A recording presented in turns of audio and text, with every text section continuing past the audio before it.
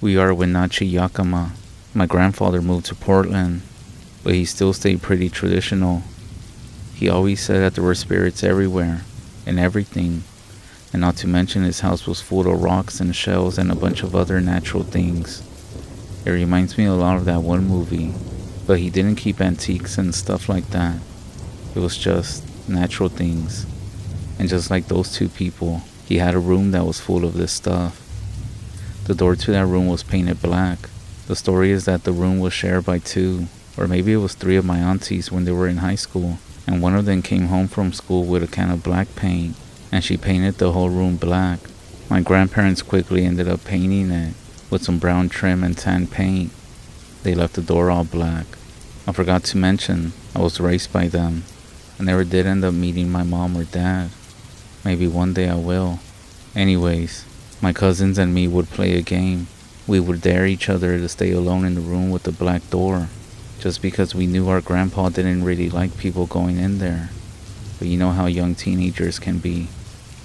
Now, like I said, the room was used for storage and was full of all kinds of interesting. We loved looking at all the things that he collected. We were always in there together. I never liked going in there alone. If you were alone in the room, you got very uncomfortable. Quickly, there would be some sort of ringing, buzzing in your head. I would start shaking, sweating, and get scared. The kind that you feel that something terrible was in that room. So this game we used to play, we would try to see who could spend the most time inside of that room by themselves. To add to it, we would say that the person had to stand by the window, facing away from the room. And we all felt strange going into that room, but that was the whole point of the game. Finally, when you couldn't stand it anymore, we came up with a safe word, which was to shout out to the rest of us who were waiting outside the door. But not just shout, it had to be something different. Like, has grandma had lunch yet? Not the screaming that goes, get me out, or stop it. So after they would say the safe word, we would swing the door open. The whole point of this is to not have our grandparents suspect anything of what we were doing. There was always this creepy feeling that the fear came from one of the things inside. There was something in the corner of the room. It was different from everything else. Something none of us ever messed with. It was a taxidermy animal, with the eyes missing. It looked like some sort of bird, like an owl. Creepy as fuck if you ask me. Not to mention, it looked pretty fucked up as well. It didn't look right. But like I said, my grandfather had rocks and sticks and some bird nests and other natural things all over the rest of the house. But this thing, it was sitting on a table, leaning in the corner that was across from the window, on the same wall as the door, but in the far corner of it. Even though we liked sorting through all of this old stuff in the trunks and boxes in the rest of the room, we never got close to it. I think we all knew something was up with that. I did ask my grandpa about it one time. Now, my grandpa was a very nice guy. He was always happy, laid back. But when I asked him about it, he snapped at me and said to never touch that. I asked why, and he wouldn't answer. But I do remember him getting very upset. So one day when my cousins came over for summer, they would get dropped off at our house. Looking back, my aunts and uncles most likely felt bad for me, and they wanted me to have good company. So when they got here, we would always dare each other to play, except this time it was on me, as I had lost and took the challenge. I went in there, I think I was around 16 or 15. For some reason, I'm not sure if it was my testosterone levels kicking in, or trying to act all tough, but I told myself I wasn't going to turn towards the window as always. Instead, I was going to stand by the window, facing the room. Sure enough, the classic feeling came along. The same feeling, fear, and that noise as well. I started sweating right away. I felt like the air in the room was getting thick and was crushing me. When I thought I wasn't going to be able to breathe, I saw this dark, tall shadow standing over the animal. Just a big black shadow. As soon as that happened, fuck that, I started screaming, but nobody would come in. I was frozen in my spot, and I couldn't move. It's kind of blurry after that. I remember my cousins coming in and sort of surrounding me and pushing me out. I remember sitting with them at the bottom of the stairs, sobbing, but I didn't know how I got there. I remember feeling the need to just leave, and I did. Well, not like run away or anything, but more like I just needed to step out of the house for a moment. So my cousins and I all went to the backyard, and for the rest of the day, I refused to go back inside the house. And for many years after, I didn't go back in there again till I was 18, and my grandmother decided to sell the house and move to a smaller one. The whole family came to help her pack and move. She asked me and my cousins to help her pack up the spare room, the one with the black door. I'm not sure why I was fine with it. Maybe I just wanted to see if I had just imagined everything. But she said to wait and to not go up there yet. She told us to keep packing up the rest of the house. A few hours passed, and a car pulled up and 4 men got out. 4 traditional native men. I say this because of what they were wearing. She went in and opened the door before they could knock. They quickly greeted my grandmother, and they disappeared throughout the kitchen. I thought it was a little strange, but I figured they were friends of my grandparents that I hadn't met, and that they were also going to help pack. I was busy helping pack up downstairs when an hour or so later, I saw the men leaving out the front door. They were carrying a big wooden crate that they loaded into their car. My grandma looked out the window for a while after they left, and then told me and my cousins that it was time to pack up the room with the black door. We went inside, and I couldn't believe the difference. I'm not sure if it's because of how much time had passed, but it felt so much better than before.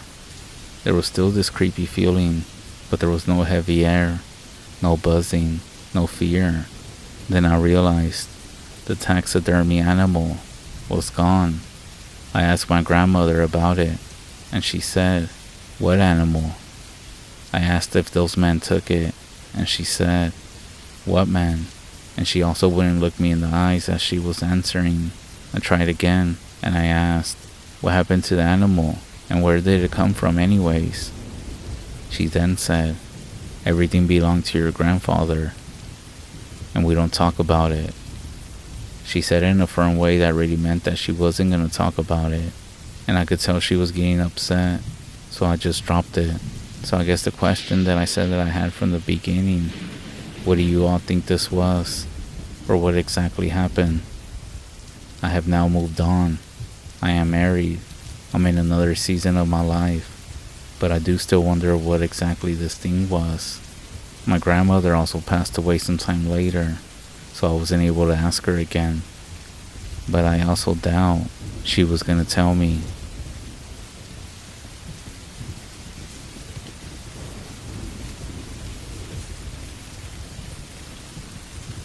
Of the countless hours I spent in the woods, it's the one time, the only few seconds that I can't explain. I distance hike whenever I can. Sometimes this means getting up early or staying out late to get as many miles in as possible. Sometimes walking in the pitch dark with a low light headlamp is pretty scary. I grew up in the woods of this area.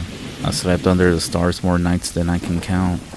I have trekked thousands of miles of trail, riverbank, lakeshore, ridge, bogs and creeks. I have hunted the game. I'm saying this because it's important you understand that I heard, seen, and even smelled about all this region has to offer, in the way of wilderness that is. But the most scariest experience though, happened at around 4:30 in the morning. It was late spring, so the first morning light wouldn't be visible in the treetops for another 30 to 45 minutes. Another hour past that until sunrise. I was on mile 5. I'm in a low bottom that's wedged between 2 steep ridges, muddy and completely hemmed in by thick underbrush, young maple, and some old oak growth. I'm focused on the small light from my headlamp, just one step after the other, zoned out. Then a loud crack, and I froze solid. This is the part that I have trouble describing. 4:30 in the springtime means I'm the only one making noise. No birds chirping, nothing, just dead quietness. Mid-step I froze. When fight or flight kicks in, You have these instincts kick in. The one that instantly flashed into my mind as I stood there balancing myself into silence was, if I hear that again, I'm turning around and I'm gonna go back the way that I came. Why? Because that sound was not a branch breaking. It wasn't deadfall. It wasn't a widowmaker. I was damn sure I had just heard something intentional. Hearing it twice, well, that means to get out of here. To describe it as best as I can, it sounded like a decent sized wooden stick being whacked against a small tree. More a fungal bad size stick than a baseball bat. Its distinction in my head being that the sound was a crack and not a thud or a thump. And I have described it in the past as explosive because it was so sudden and so fucking loud. I had the sense that it was about 50 yards directly in front of me, and it was loud and clear. Now as I stood there, completely scared, I realized the soon-to-be worst part of my situation. I knew where the sound had came from, and I knew where the trail went. In about 30 yards, I was gonna have to come to a 180-degree turn and start up the ridge going away from the creek. This means that as soon as I got the courage to move towards the noise, I was gonna have to turn my back to it and get up the ridge. This made me very nervous. My head was somewhere between meth fiend murder and Bigfoot. Minutes passed. I just breathed my foggy breath into my glasses and listened. Nothing. Dead quiet. I got about 20 to 30 minutes until first light. I crank up the headlamp and I start to slowly creep up to the 180 turn. By the way, when you wear a headlamp in the woods at night, every tree branch in front of you is casting a big black moving shadow on the trail, so this definitely didn't help. I get to the turn and I quickly make the bend. I'm moving pretty fast at this point, trying to be quiet so I can listen while going up the trail. And then it hit me. I smelled it. A stench hits me that I can't describe. I just imagine wet, rotten death. I actually work scenes where humans have expired in my past life as a firefighter. However, this was like days old, and it just smelled strange. I kept walking fast. By the time that I made the top of that ridge, I was huffing, and the first light was showing. But I didn't stop moving until full light was out, and the birds were chirping again. I heard just about everything in the woods. I smelled it all, but I'm telling you, I'm not sure what the hell that was.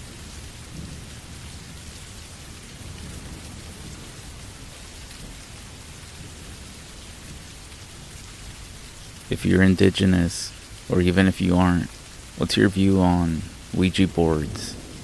I'm asking because my mom said there's a reason why the elders are the only qualified people to do ceremonies, and even sometimes down to the smudging as well. She told me it's because these ceremonies, well, maybe I shouldn't tell you, but basically she said to never use something that you weren't taught to use, especially when it comes to calling on spirits and mingling with that side of things. I figure I'll give you a background on this before I tell you my personal experience with these things. I do want to warn you, you should most likely smudge after reading this. I know everyone has their own opinion on this, and I get it. This isn't a hill that I'm willing to die on, simply because it comes from Western spiritualism. We natives have our own ways of communicating with spirits, like ceremonies, and dreams, and even prayers. This is after we have been taught and guided on how to do this. But of course there's people in the media who have always portrayed this as fun games to joke with and play with. So I was talking with a buddy of mine last week, and he told me something that made me remember what I went through.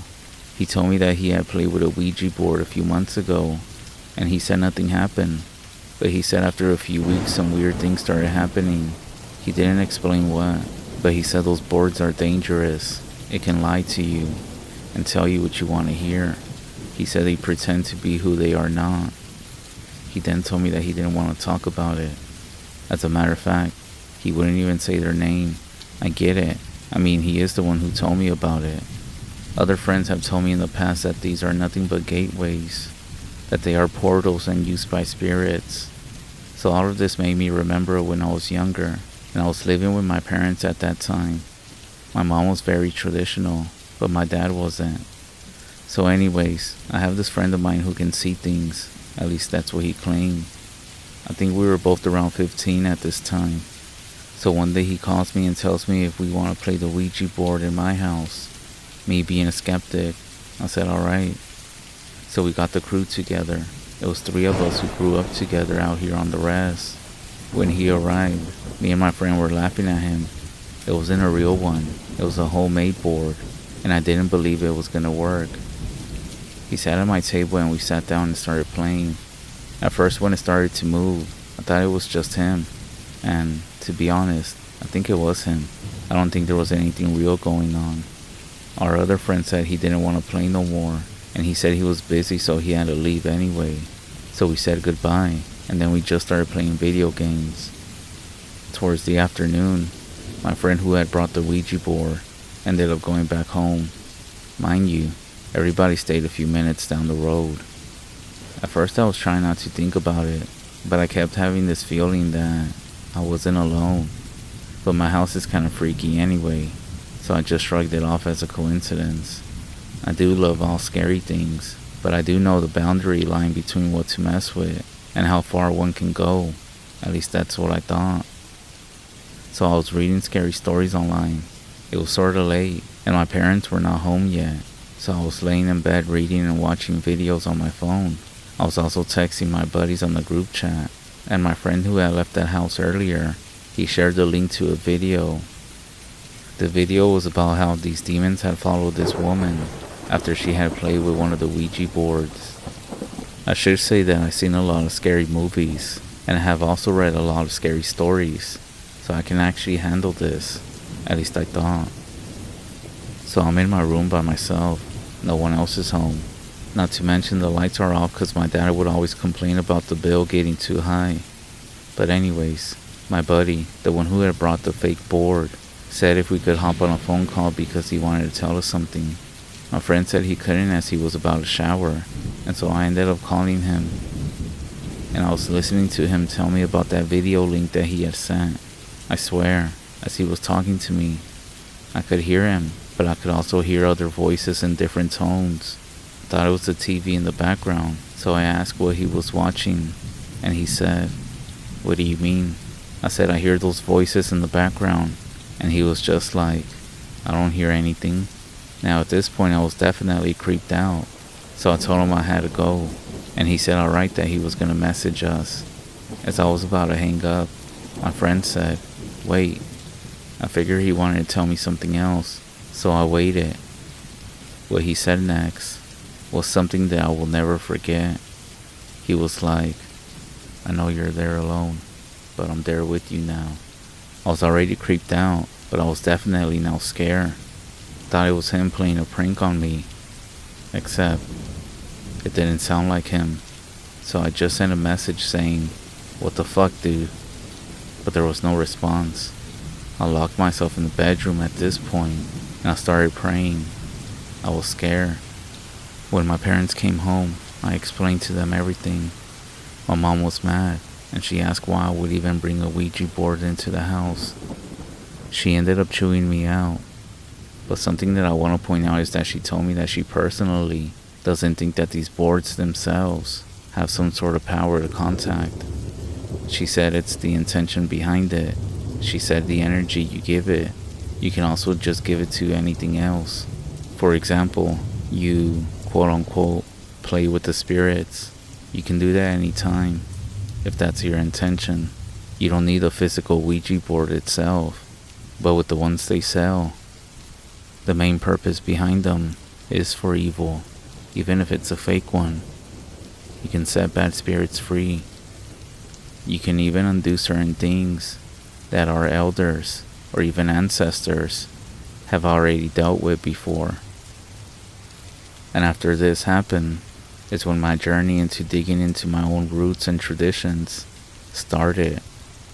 Now, I don't play with any of this, and I respect everything much more.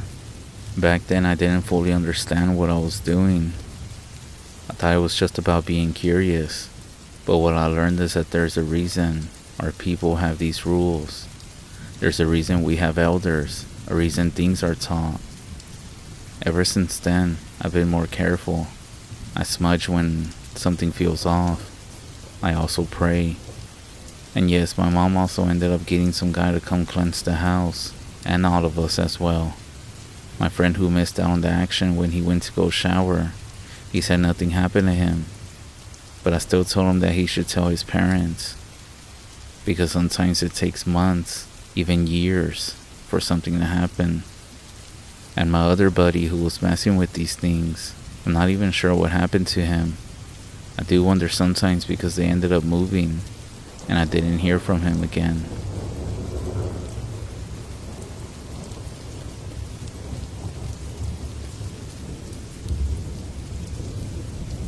This happened during the summer of 2013. I decided it was time to go out and kill some coyotes for their fur. I grabbed my basic AR-15. I liked the way that AK slings attach, so I rigged up my own ratchet sling point on the barrel, slung it over my right side, wrapped it around my neck, messenger style, and I rode my ATV up to this old cabin on the mountain. Once I got there, I took the key out of the ATV and started looking around the area. I had been tossing squirrel and rabbit guts out into the woods for the past few days as bait. When I checked, all the guts were gone, so I knew something had been by. The whole time I was out there, I couldn't shake this weird feeling. You know that feeling when something's just off? Maybe. There's this guy who lives on the mountain, just down the road from the cabin. As I'm thinking about all this, I noticed that he's not there. His car's not there. Right around then, I start thinking that I hear footsteps in the woods. Not mine, but something else shuffling through the grass, just for a split second after each of my own steps. That's when I spot something weird in the distance. It looks like a stick figure almost, skinny, all crooked. It was standing downhill from me a bit, so it was hard to make out. I waved my hand, and as soon as I did that, immediately it darted behind a tree. That's when I thought, oh God, noping the fuck out of here and going back to the cabin. And that's exactly what I did. I sat around for a bit, had a couple of drinks, not enough to get drunk, just enough to take the edge off. I was trying to shake off that creepy feeling from earlier. A few hours go by, it's getting dark, and then I start hearing coyotes yelping off in the distance. At this point I had completely forgotten about the weird thing from earlier. I locked in, waiting on the coyotes. I was outside on the porch with all the lights off, sitting as still as I could, just listening. The yelping started to fade out. Then, out of nowhere, I hear a low voice. It says, "Help me." I looked over towards my neighbor's house and saw that the lights were off. I didn't even notice that he had left. Then I hear it again. "Help me." My first thought was maybe the neighbor had gone into the woods, fallen, broke his leg or something, and with all the bait that I had been tossing out, maybe the coyotes were gonna come in and he was gonna be in trouble. The anxiety hit me fast. I figured I had to go check. I started walking towards the woods and could tell the voice was coming from the ATV trail. So I hopped back onto my ATV, grabbed my AR, and went down the trail. I'm rolling through the dark, and I come up on this U-shaped dip in the path. I didn't hit the brakes. I just coasted through it, and right as I'm in the dip, I hear that voice again. But this time it screams, "Help me." I freaked out. I tried to turn the ATV too fast, and I ended up flipping it. I blacked out for a second. When I came to, I was under the damn thing. It was heavy as hell. I stayed still. I let my eyes adjust to the dark. I started feeling around. My left leg was stuck, and no matter how hard I pushed, I couldn't get it off. It felt like the thing had gained 100 pounds in those few minutes. The sling around my neck told me that I still had my rifle. I pulled it close and realized my arm was bleeding pretty bad. I checked over the gun best I could. Handguard was all jacked up. The stock was cracked, but it still looked like it would fire. At that point I just thought, well, alright, 30 rounds. That should be enough to keep me alive until morning, or until someone finds me. I was dead silent, listening to the forest, but then I heard something shuffling again. Then silence. Total silence. Not even the wind this time. I have never felt fear like I did right then. Every inch of me was screaming. The sound came again. Saw footsteps in the grass. Then I heard the voice again. Help me. And again. Help me. I didn't know if I should respond or just stay quiet. The shuffling kept getting closer. Then something leaned over the ATV, just like someone checking on you if you fell down at a bar. Casual, human-like, but this thing was huge, like 9 fucking feet tall. I was frozen, barely moving, just twitching my fingers and reaching for my gun. I raised it to my shoulder and aimed it towards this thing, whatever it was, without even really looking at it. I didn't want to look, but then the voice came again. Help me. Help me. I could feel it getting closer, still looking away, and then something grabbed my face. This was it. I thought I was done. My brain just shut down. I tried to find my trigger finger, but it felt like my body wouldn't move, almost like I was paralyzed. Then it turned my head towards it. I'm face to face with this nightmare, staring into its eyes. It looked like if Gollum from Lord of the Rings had been on meth for 5 years and cut up his face with a knife, sunken cheeks, deep, lifeless eyes, and its breath. I have never smelled anything that bad in my whole life. That's when I felt the flash of my rifle bump into it, and that's when everything clicked back into place. I remember, I was armed. My brain finally booted up again.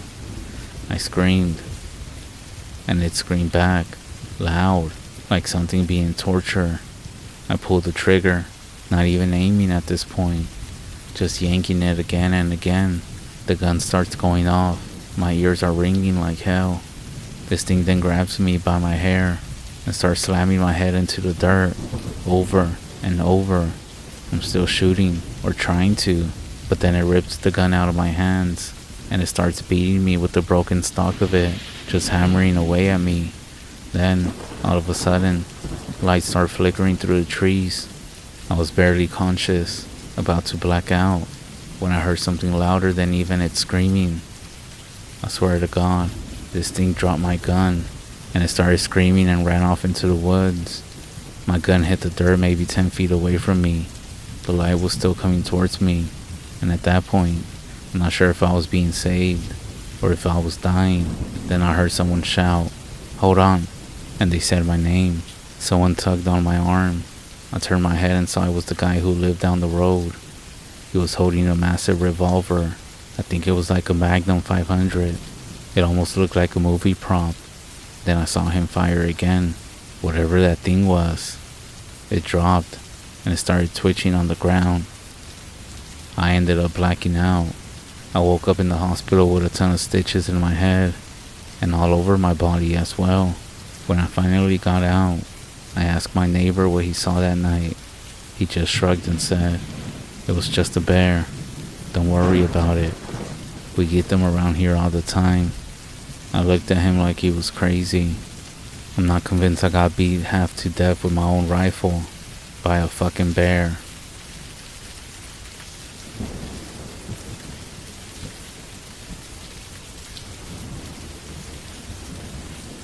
I moved down to the lower eastern part of Idaho with my wife and my 1-year-old daughter. They are part of the Shoshone-Bannock tribe in Fort Hall, Idaho. So our home is kind of like in the middle of nowhere. Nothing but land and hills surrounding us. We have a few neighbors around, but that's about it. We live right in front of a small butte, small enough to walk up in about 20 minutes. Mind you, I have never lived on the REZ. You know, I'm a city native here. But when I first moved in, I never even thought about skinwalkers or deer woman. Nothing like that. I never experienced anything like that in my life. So when my wife would tell me about stories about things that she's seen or heard, I would never believe her. I never believed in any of that. Until this one night that changed everything. It was in the middle of winter. Me and my wife got into a heated argument. And I can say that we chose peace, but I still went for a walk, even though she told me not to be out at night. I wanted to piss her off by doing it anyways, so I walked by myself to the butte. It was about 7:30 p.m. The sky was dark, and it was also cold, so there was nothing but me and my thoughts. As I was walking up the hill, I kept feeling like someone was watching me. I had an eerie feeling the whole time that I'm walking, and then I come up to a few big boulders. As I'm ready to turn back and go home, that's when I started to hear voices. Voices that mimic my wife and baby. That's when I hear the voice of my wife, screaming, "Help us! Help our baby! Our baby is choking! She can't breathe! Babe, help!" And I also hear what sounds like a baby choking. I turned around where the voice was coming from. I pointed my flashlight, and there it was. Right in front of me, I saw them. 2 of them. Tall, pale white figures. The faces, they were ugly. No mouth. Big dark hole as eyes. No nose, just nostrils. I see them as they keep trying to draw me using the voice of my wife. I'm almost convinced that my wife was near, but my instincts kicked in, and I took off running home so fast. I didn't stop because I felt like they were following me, but I was still in fear of looking back. So when I finally got home, I went inside, locked the door, and went to my room. They were there. My wife was singing to our daughter while she was putting her in her cradle board. I couldn't believe it. It felt like a bad dream. I told her what happened, and my wife immediately got to smudging me, and she also made me throw my clothes out. It felt like a nightmare. After that, I started to hear what sounded like owls outside our house every night. I would also hear some sounds on my roof like moving. I could also hear thuds outside my house. I prayed, I smudged, until it finally went away. But after that night, I never went outside after the sun went down again. I learned my lesson. So when they tell you not to go outside, you should listen.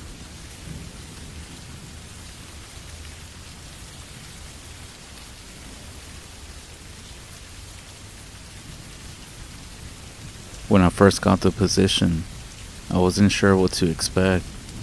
I knew I would be spending quite a bit of time in the forest, and what was expected of me once I got there. However, this was a location I wasn't familiar with, and honestly, this was the first time I had done anything like this. I assumed that I would just be spending a few weeks out in the woods, wandering through the wilderness, admire the gorgeous surroundings, keeping an eye on my little corner of the forest, and report anything strange. I was sitting in the passenger seat of an old beat-up truck with a broken air conditioner. The drive out to this location took nearly a full day of travel. We were always having to slow down to a crawl because of trees and over streams. The driver was a gruff-looking older man with a thick salt and pepper beard. He squinted despite the trees covering most of the sunlight above. He barely said a word for pretty much the entire ride out here.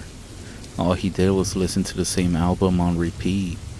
Sometimes I would catch him tapping his thumb on the steering wheel whenever I assumed one of his favorite songs played. By the time that we arrived at the tower, the sun was already descending, painting the sky in beautiful pinks and oranges. I stepped outside of the truck, and for the first time in hours, the man lowered the volume on his music. He told me everything I needed was up in the tower. I said thank you, and with a clearing of his throat, he nodded to me and drove off. Standing before the tower, I tilted my head back and stared up at it. There were maybe 5 or 6 flights of stairs circling upwards to the top of the tower. I glanced around at the area and saw everything was normal. Being left here alone was somewhat eerie, but I had been working or living around the woods my entire life. I ascended the stairs to the top of the tower. A wall of glass greeted me as I passed by. Through the glass, I could see the dark interior. I pulled out a set of keys and unlocked the door. Reaching over, I flipped the light switch on the wall, and nothing happened. Forgetting to start the generator that I had been told about beforehand, I descended the steps and located the small shack on the other side of the tower. After getting the generator up and running, I glanced up and saw the tower was now glowing. The light seemed to pour out like a solitary beacon in the night.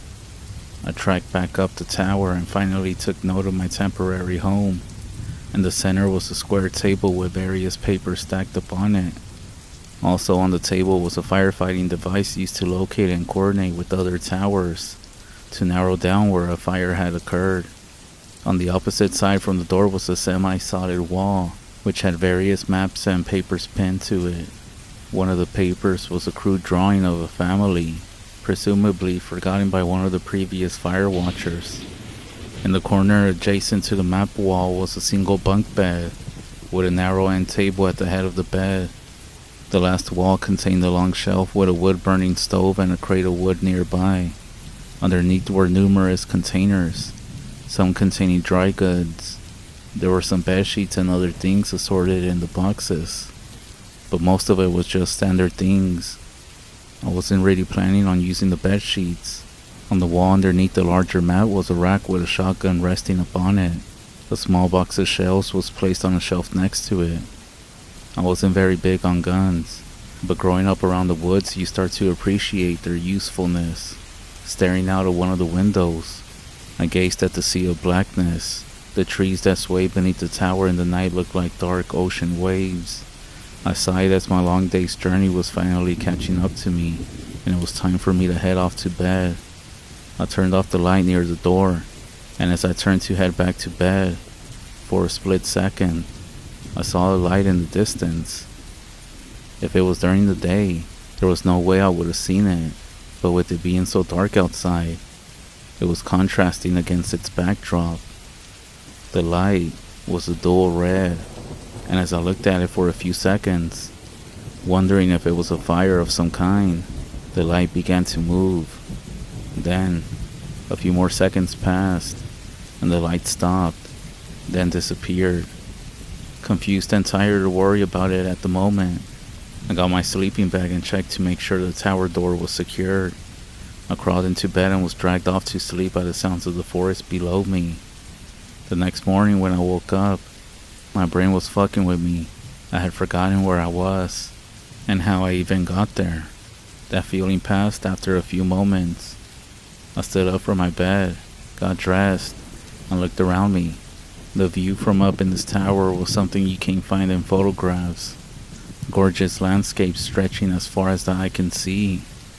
Beautiful green trees splitting the horizon, and the clear blue sky taking up the rest. I started a small fire in the mini stove and heated up a pot of coffee. While it was coming up to temperature, I walked over to my radio system and turned it on. I picked up the receiver and called the nearby towers to check in. After a few seconds of static, a voice came through the speaker. He said his name was Peter, and he was in Tower 7. Tower 7 was within line of sight, yet still quite a distance away. I had to use my binoculars just to see the tower, let alone spot anyone inside of it. Another voice chimed in, which was a woman's voice. She said her name was Katie, and that she was in Tower 9. Tower 9 butted right up against the only lake in the area. I knew where it was on the map, and when I used my binoculars to see Tower 9, it only revealed itself as a pinpoint on the horizon. I introduced myself to them as Luke from Tower 8. I sort of comedically rolled the introduction off my tongue, which got a few chuckles from my faceless coworkers. We spent the morning talking about various things, such as our lives and how we all ended up out here, in the middle of nowhere. Eventually, I decided it was time to see what was nearby, as it was dark when I had gotten here, and hadn't had a chance to look around yet. I stepped out of my tower and began a short walk around it. I kept my personal radio on me just in case. I hadn't really seen the need to grab the shotgun, as I wouldn't be traveling too far.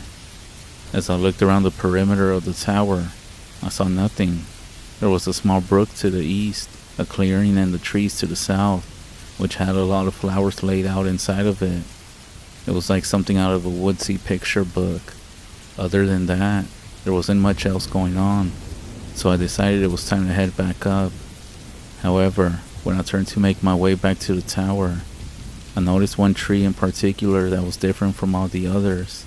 This one had large marks carved into it, like some type of animal had brought its claws across it, most likely to mark its territory. I did think about what animal might have done such a thing, and then I continued on my way. As I climbed the stairs back into the tower, I saw the sun was quick on its descent. I gave my neighbors another radio check and wished them both a good night. I locked the door to the tower. I started eating one of my survival meals, as I like to call them, and bedded down for the night. That night, something strange happened. I was awakened by some feeling, not a noise or any other physical force, just something that caused my eyes to drift open. I glanced about without moving a muscle, and spotted something odd. There was a glow coming from outside of the tower, and it seemed to be circling around it like it was climbing the stairs. I started to feel panic growing in my chest as I looked at the shotgun to my left. I tried to calm myself by thinking it was most likely one of the other watchers who had gotten lost and saw my tower. Then, the light rose to the main level of the tower. A dual red lantern was slowly bobbing next to the windows. What was carrying this lantern? I couldn't be sure. Its body seemed strange. It looked like a man, but it had a long curved spine, tracing its silhouette. A weird-looking arm clutched the lantern and held it in front. It seemed to have long hair that dangled down past its shoulders. It stopped just before it reached the door of the tower. Then it quickly turned and faced the glass, looking directly at me. I stared at it with wide eyes. Then a few moments later, it turned and began to descend the stairs. Whether it was fear or being confused, you name it, something must have driven me back to sleep. As I found myself waking up the next morning, I had no idea what that thing was. I'm not sure if it was just a dream, or maybe my brain using my imagination to fabricate something like that. All I know is that I'm basically stuck out here, and that was just the very first day.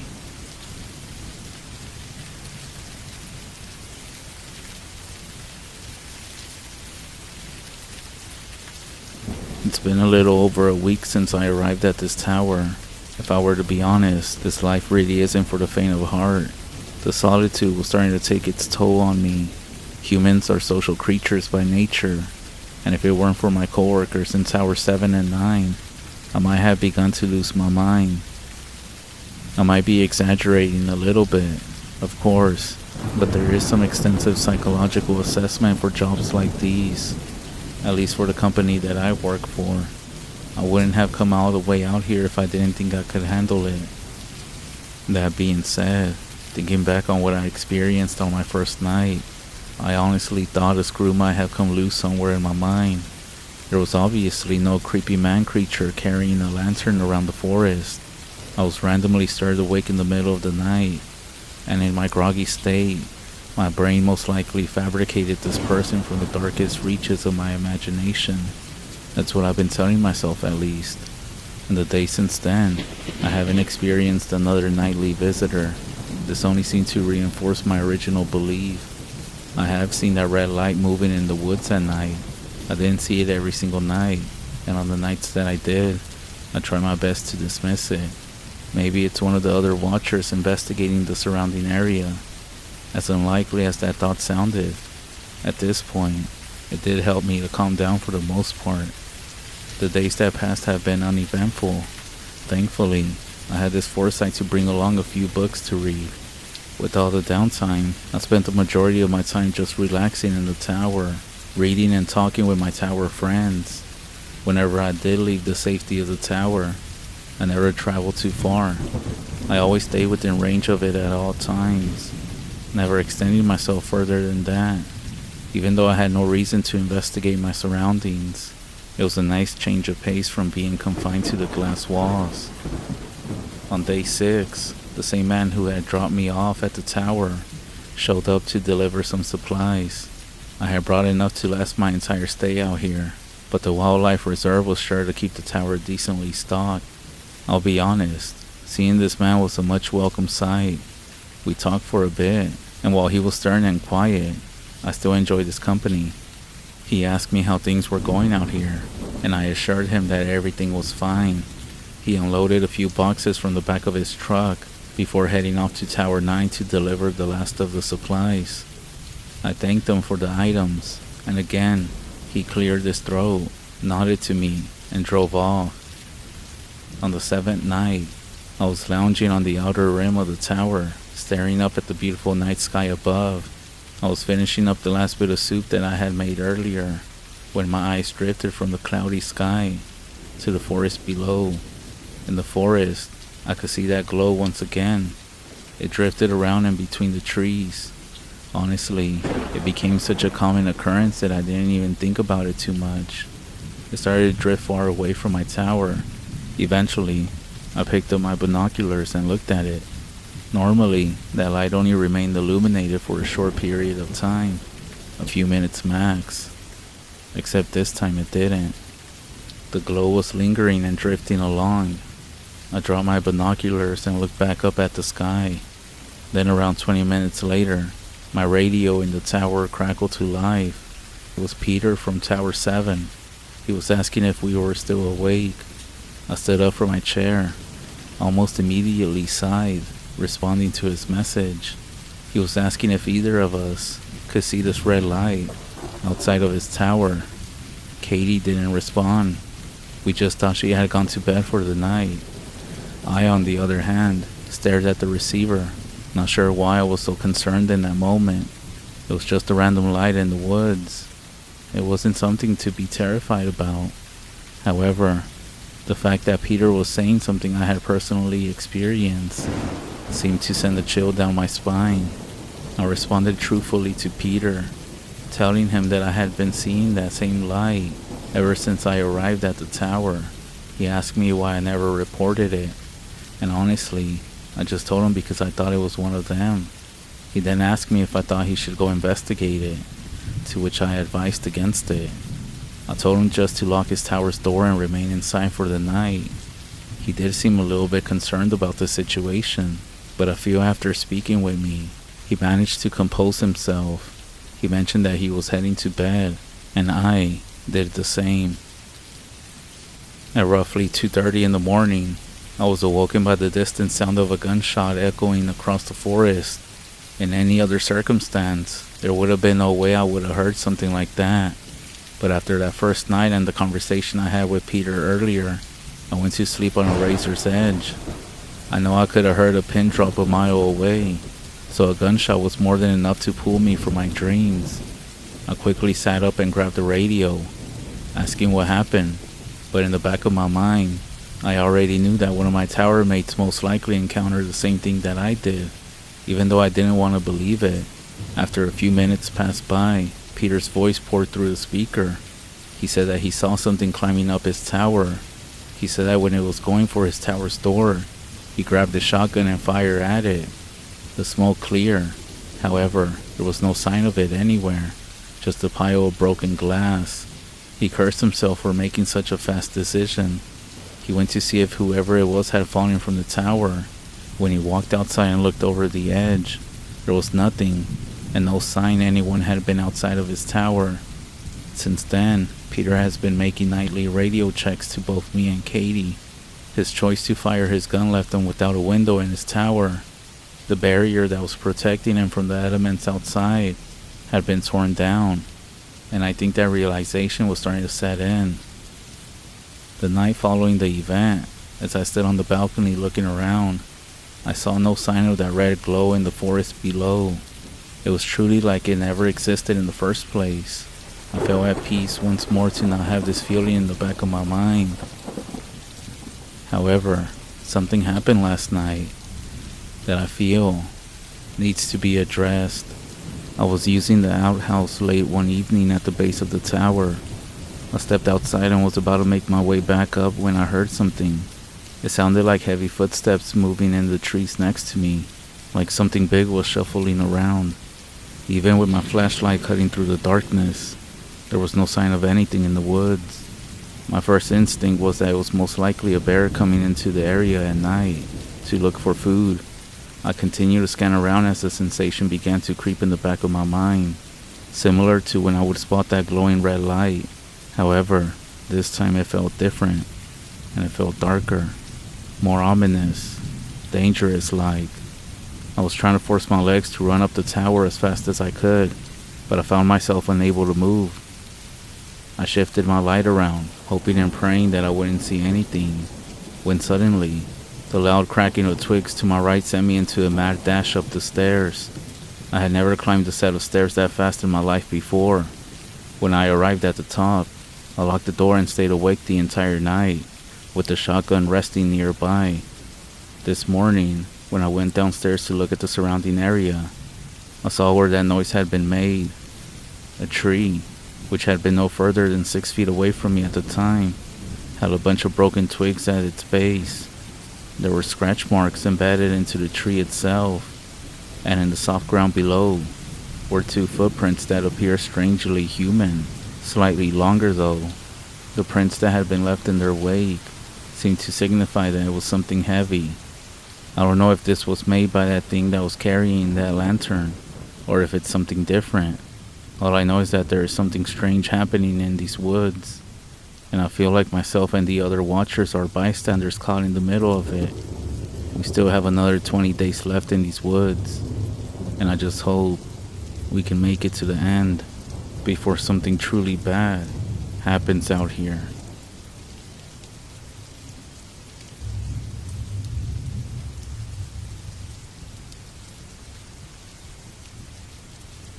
I feel like I'm beginning to lose my mind. It's only been 5 days since the last log, but so much has happened I feel like I need to record the events. I had lost contact with Tower 7 with Peter 2 nights ago. His last few messages to myself and Katie were strange.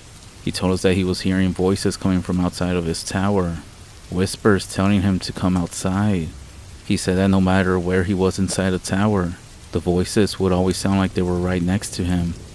He said he took everything that wasn't bolted down and stacked it in front of the big shattered window and door. He tried to contact anyone on the emergency frequency, but received no reply. When he told us this, we all tried to do the same, and it was in that moment that we realized all 3 of us were alone out here. The evening before Peter's radio went silent, he was saying that he could hear heavy footsteps ascending the tower. They would rattle off the metal steps and get right up to the tower's platform before stopping. He said when he looked out of the window, he couldn't see anyone standing out there. He asked what he should do, and to be honest, we didn't have an answer for him. We could hear his distress through the crackling receiver. His radio went silent shortly after that. Both Katie and I tried contacting him over and over again, but every time, no response was heard from Tower 7. I had considered packing up a bag and hiking through the forest to his tower. However, every time I stepped outside and looked down at the trees below, I would turn around and go back inside. I felt terrible every time I tried to attempt and failed. If this had happened on the first day, I would already be on my way over to his tower. But after experiencing what I had been for the past 2 weeks, my brain couldn't push my body down those steps. The morning before, I spent hours just standing on a small ledge outside my tower door, using my binoculars to look over at Tower 7. Even though it had always been fairly difficult to spot from my position, looking at the structure now, it just seemed lifeless, like an abandoned building. I spent the afternoon speaking with Katie in Tower 9. She had been growing more and more concerned with each passing hour. She had been oblivious to the things that both Peter and I had witnessed. She couldn't understand what was happening. Hell, I barely understood it myself. She kept asking me for advice on what we should do about Tower 7, and much like with Peter, I didn't really have an answer. The best I could muster was to tell her to remain in her own tower, and that we'll keep trying to contact Tower 7. Even though I could hear her voice defeated, she agreed. Hours passed, and the sun began to fall from the sky. With the night growing, a chill swept through the area. I began to stack whatever I could in front of the door to my tower. I wasn't sure what I was getting ready for, or if something like this would work. but doing this helped me calm down a bit. As I sat there huddled in the corner, with a small lamp at my side and my gun within reach, I stared off through the window, trying to stay alert. At roughly midnight, something happened. I felt my head beginning to nod as I was struggling to keep my eyes open when the radio crackled for a second. I felt my eyes shoot open, not sure if I truly heard something. The crackling returned a second time, and I walked over to it. I picked up the receiver and asked if it was Peter. A long 5 minutes passed. The silence in the air was so heavy that my watch sounded like a hammer on metal. A voice spoke through the radio, and when I heard it, I dropped the receiver and backed away. The voice was very faint and distant, and yet at the same time, it felt like the voice was right behind me, speaking into my ear. I backed up across the tower until my back pressed up against the cold glass of the window. I felt my breathing become shallow. I had never heard a voice like that before, and it clearly wasn't Peter. I turned and looked in the direction of Tower 7. Even though it was impossible to see in the dark, I was at a loss for words and actions. I slid down to the floor and sat there, looking at the now silent radio. I stayed like this for nearly an hour. I thought about walking over and attempting to contact Katie, but I couldn't force myself to move from the spot. The minutes were ticking by, and I was longing for sunrise to crest over the trees. That's when I heard a sound too, coming from outside the tower. The sound of heavy footfalls on each step leading up to the top. I could feel my heart beginning to quicken. Then, when they grew the loudest at the top of the stairs, they stopped. I stood up and looked through the window across the tower. There was nothing there. A million things were racing through my mind, wondering who or what could have been making that noise. I waited and no more footsteps came. It would have been foolish for me to think this was a product of my imagination. I could clearly hear those footsteps drawing closer and closer. There was definitely something outside of my tower. As I stood in silence, trying to mentally get ready for something to happen, that's when I heard a new sound. A sharp against one of the glass windows. I slowly turned. There was something hanging upside down from on top of the tower. Its head seemed to be floating in mid-air. Long, stringy black hair dangled from its scalp like a torn-off bedsheet. Its eyes were sunken into its face, and they didn't seem to have any pupils. A twisted grin stretched from ear to ear. Teeth like sharp jagged rocks infested its mouth. Long bony fingers held this thing in place against the glass. Fingers that were nearly as long as my forearm. It curled a single finger, wrapping the nail against the glass. Over and over again. Despite my fear upon seeing this thing, I did notice that this creature didn't look like the one that had previously carried the lantern. Well, not entirely the same. This one looked demonic, like it wanted to harm me, while the other one just seemed curious, if that even makes sense. It stared at me like a beast stalking its prey. I could feel my throat beginning to dry up and sweat begin to drop from my forehead. I looked at the shotgun resting on the ground near where I was previously sitting. Its teeth began to separate, revealing a slimy black tongue that was licking the glass. Strings of foul saliva dripped against it, nearly causing me to gag. It began tapping harder and harder on the glass. A moment later, my worst fear came to life. The window began to crack. It started where the finger was impacting, then began to branch out like a spider web, until the entire pane was a brutal mess. One final tap, and the entire window would be shattered. When that happened, I felt my body jerk towards the gun. I scooped it up with both hands and fired directly at the window. The sound left a harsh ringing in my ears, and a bunch of smoke filled the tower. A moment later, the smoke cleared, and I looked at the window. There was no sign of it anywhere. I had no idea if I had hit this creature or not. There didn't seem to be anything left behind. My hands were trembling so bad. I stood up and slowly walked over to the window. I looked around for a few moments, and once I was convinced it was gone, I looked over the tower. When I did, I saw something large and dark disappearing into the trees, heading away from the tower. The sun eventually began to rise, and I could feel warmness returning to me after such a cold and terrible night. I contacted Katie and told her what happened. She was in complete disbelief, and honestly, I don't blame her. I'm not sure what to do at this point. I doubt we're gonna make it to the end. I'm not sure how many more shells that thing can take, but I'm gonna run out of ammo eventually, and then it's gonna be too late. I can't stop thinking about Katie and how she could be next. It's crazy thinking, I know, but I feel like I need to go over there to help her. I'm not sure if I will write again, or if I'll even be here. I'm gonna take a day to collect my thoughts, and then I'm gonna leave the tower to find Katie. If you don't hear from me, then it means I failed, and for that, I'm sorry.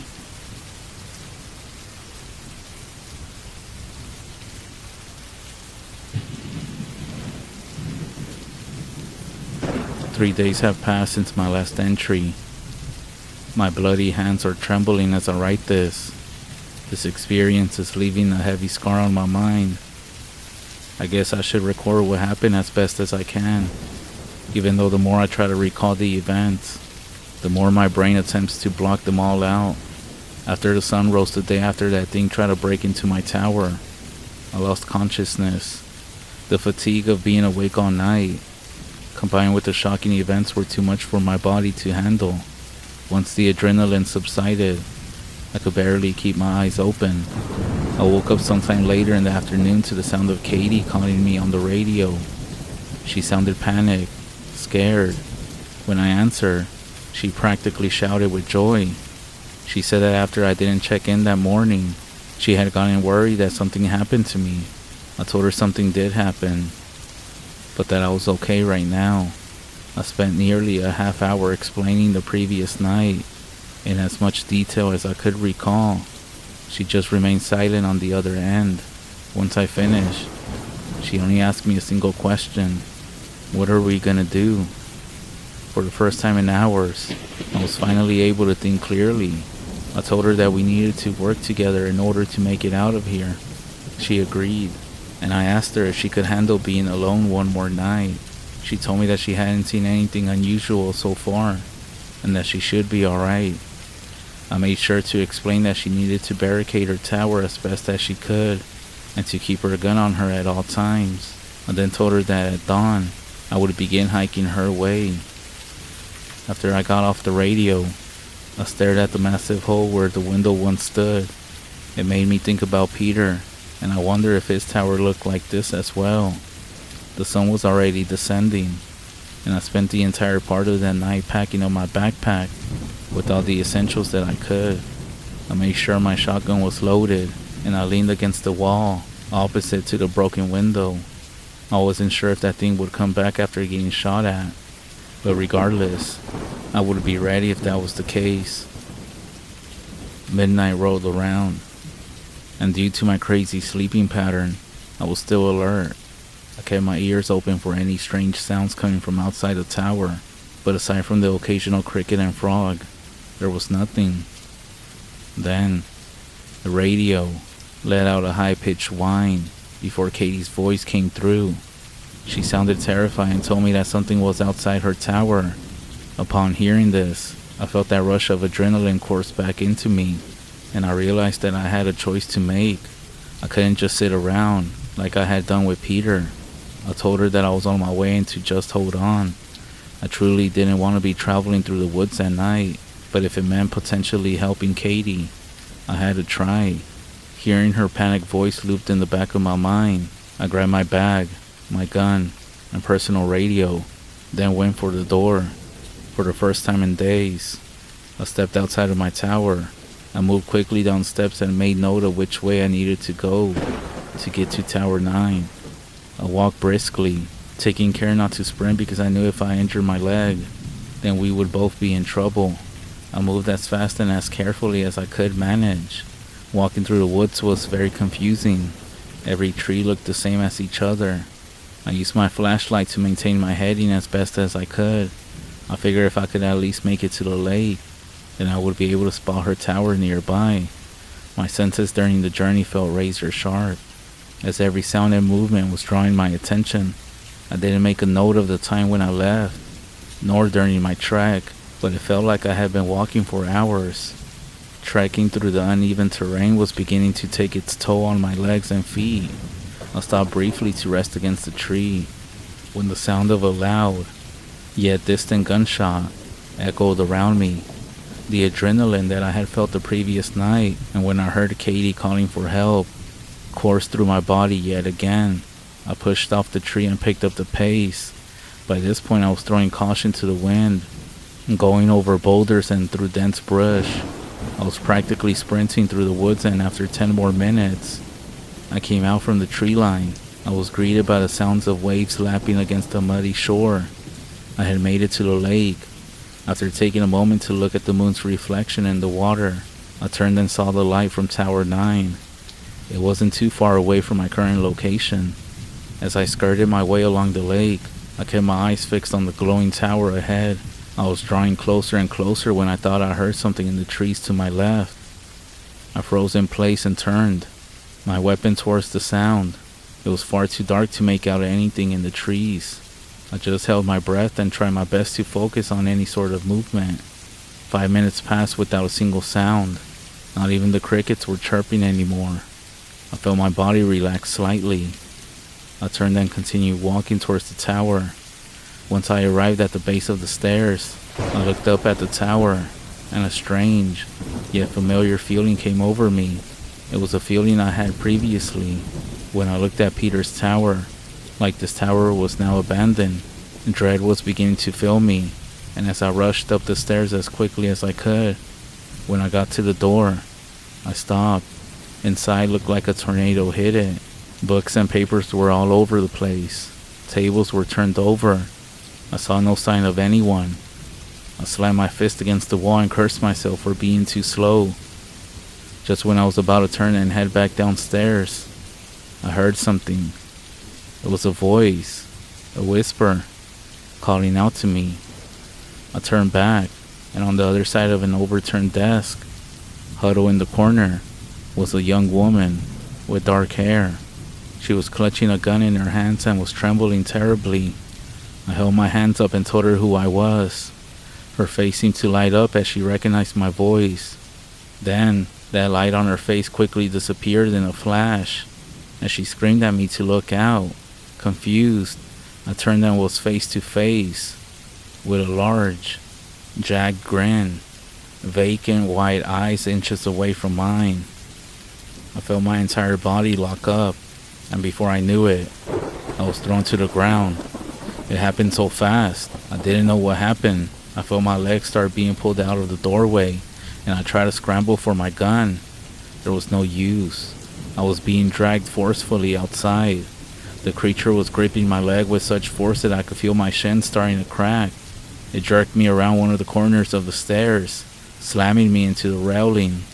Here, my head impacted with the wood, and I could feel blood dripping down into my eyes. I tried screaming for help, but every step I hit while being dragged took the air from my lungs. We were halfway down the tower steps when a gunshot sounded. The creature that was holding me reared back and unleashed a deafening screech. As it did that, it threw its arms to the side. I was still in its grasp, so I went tumbling over the railing and fell from the tower. That was the last thing I remember. I woke up a day and a half later to Katie speaking nearby. I sat up, and immediately I could feel pain shooting through my leg. Katie saw that I was awake and came over to ask me how I was feeling. I could barely say a word, and she told me that everything will be alright. I asked her what happened, and she said that after she shot at the creature and it dropped me, it took off down the stairs into the woods. She carried me back up into the tower and bandaged me up as best as she could. I was surprised that she was able to carry me up the stairs. She said she had been trying to call for help every hour on any frequency, but she hasn't been able to reach anybody. I told her thank you for saving my life, and she thanked me for trying to save hers. I asked her about that night, and she said she heard something climbing up her tower when she called me, but didn't see anything. And when I asked her about the gunshot, She pointed towards the roof.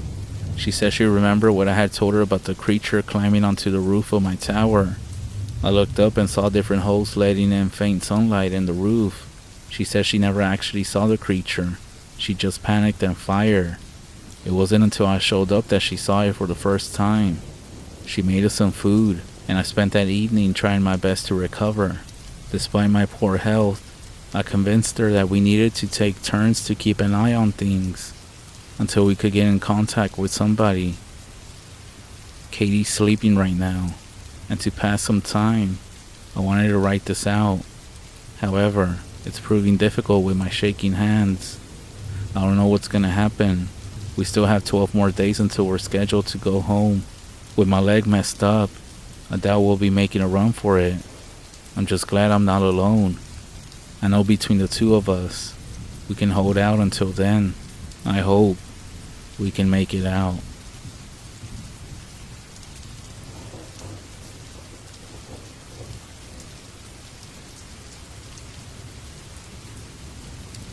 This will be the final log of Tower 8. After all the things I have seen out here, I feel like my life will never be the same. The days after I arrived at Tower 9 were rough. My injuries were taking a toll on my body. I wasn't able to move for nearly 2 days straight after I regained consciousness. Thankfully, Katie was around to help me out.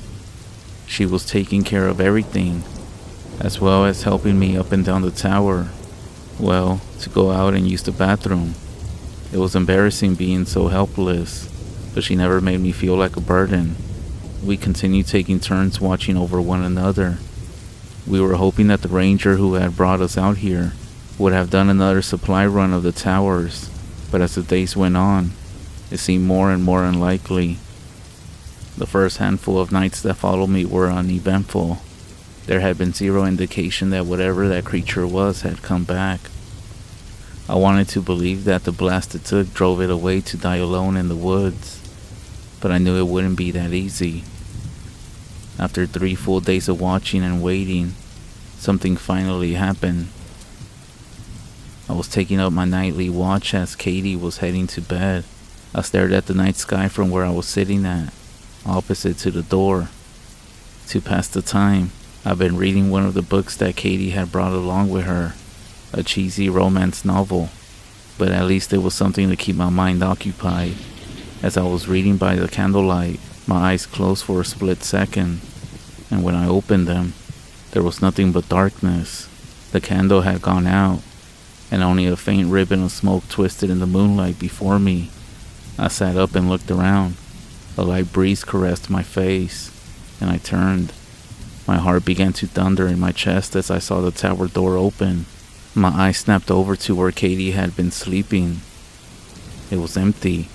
I scrambled to my feet, and in doing so, a piercing sensation shot up from my leg, spreading throughout my body. It was like my insides had been set on fire, and after a few deep seconds, the pain slowly faded. I grabbed my flashlight and shotgun and went out into the tower's ledge. I called out for Katie as loud as I could. A few birds in the nearby trees scattered from the branches. I limped down, feeling needles in my leg with each impact.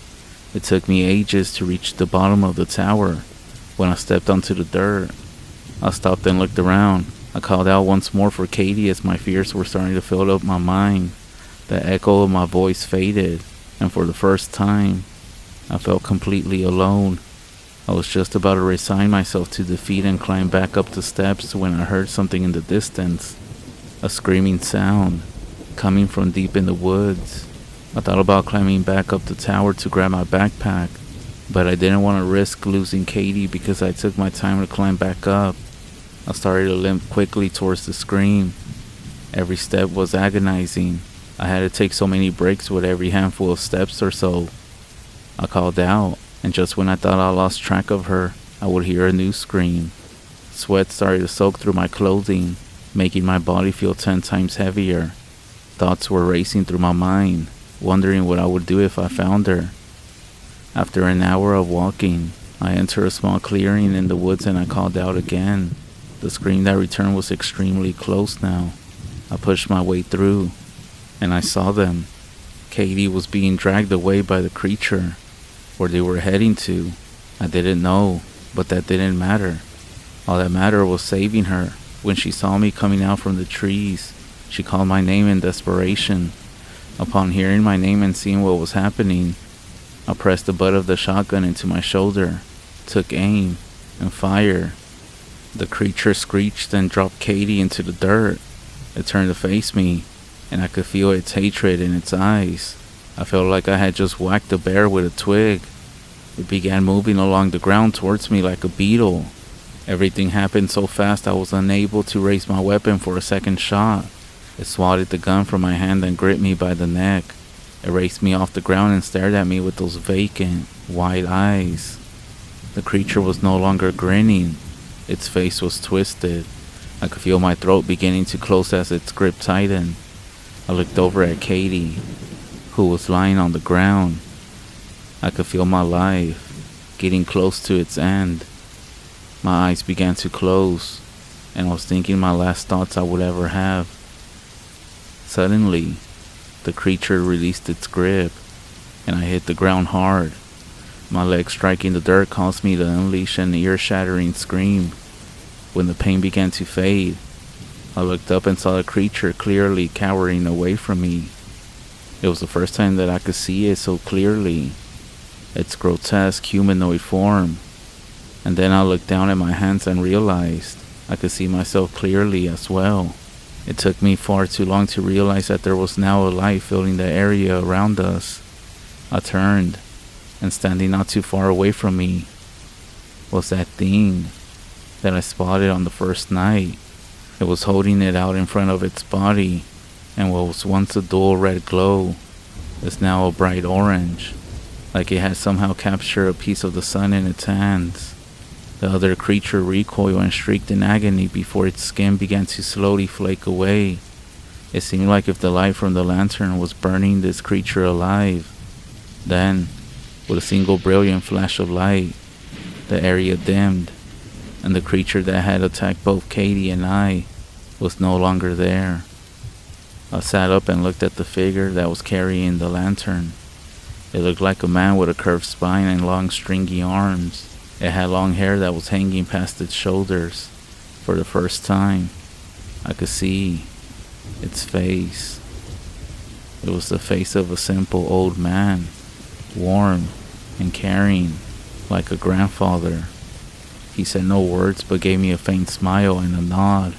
He raised a finger and pointed to Katie. Understanding, I quickly went over to her. After a moment, she regained consciousness. When she spotted the man, she pulled back in fear, but I told her not to worry. I asked if she could walk, and she nodded. The man carrying the lantern made a follow gesture with his hand and led a path through the woods back to Tower 9. When we emerged from the trees, he stopped and turned to face us once again, despite my dry and hoarse throat. I said thank you. He returned a simple nod and began to head back into the forest. Before he could leave, however, I said sorry, and he stopped briefly. Sorry about Peter, I said. The man turned and gave me a mournful glance before continuing on into the woods, the faint red light disappearing shortly after. We slowly climbed back up into the tower. Not a moment after walking inside, we both collapsed against the wall. We sat together in silence, too tired and sore to move. Katie's voice was trembling as she broke the silence a single time. Thank you, she whispered. I couldn't find my voice to respond.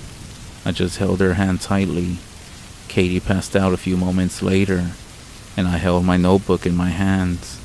I was about to start writing, but before I could move my pen, my eyelids began to close, and I fell asleep. I woke up a few hours later. The sunlight was piercing the windows, shining directly into my face. Through my blurred vision, I saw somebody standing in the doorway of the tower. In a panic, I scrambled over and got Katie's shotgun that had been left behind. As I turned to aim it, a voice called out to me, a deep voice telling me to take it easy. In that moment, My vision cleared, and I saw the ranger who had brought us out here. Recognizing him, I dropped the gun and felt tears coming down my eyes. I nudged Katie, who stirred from her sleep and saw him. She was only able to give a weak smile. The man walked up, and his stoic demeanor was flooded with looks of concern and worry. He said he stopped by Tower 7 and 8, and when he found them both empty, he was beginning to fear the worst. He did ask what happened, and we couldn't seem to find the words to answer him.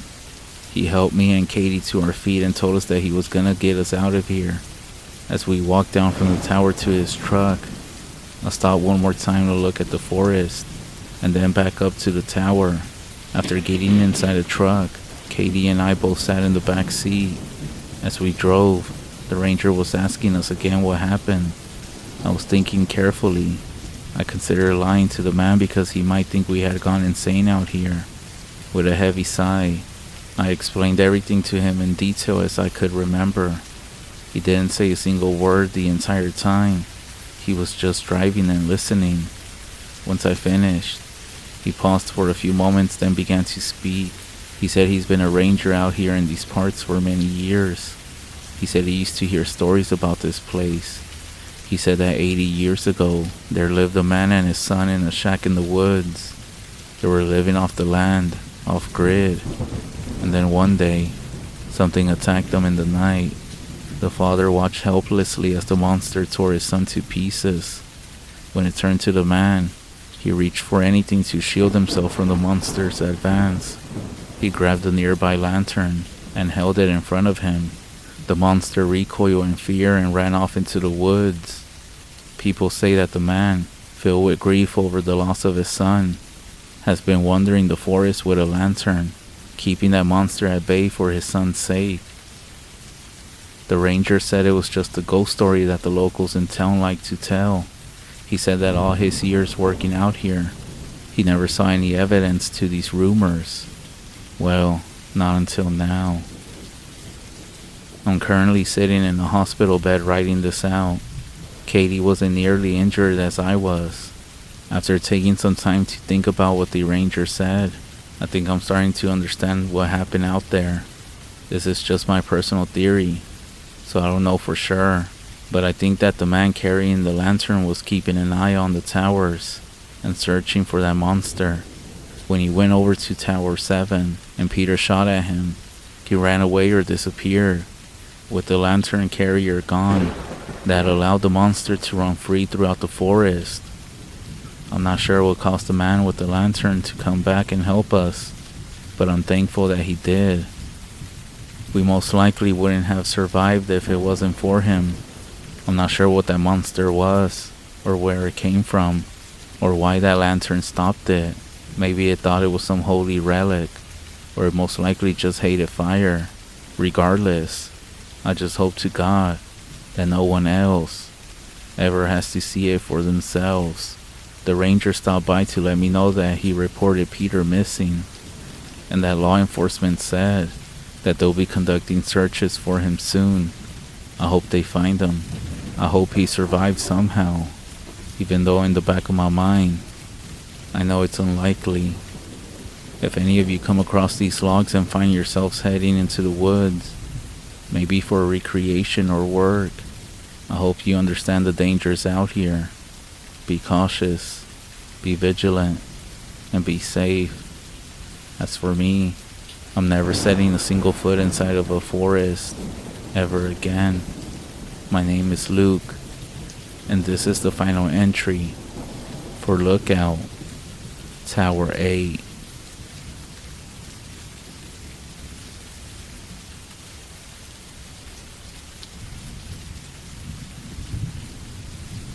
I'm in a crappy band with some old high school buddies.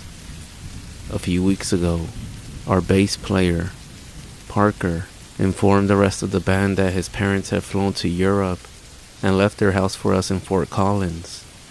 His dad is a sound engineer and has a recording studio in the house.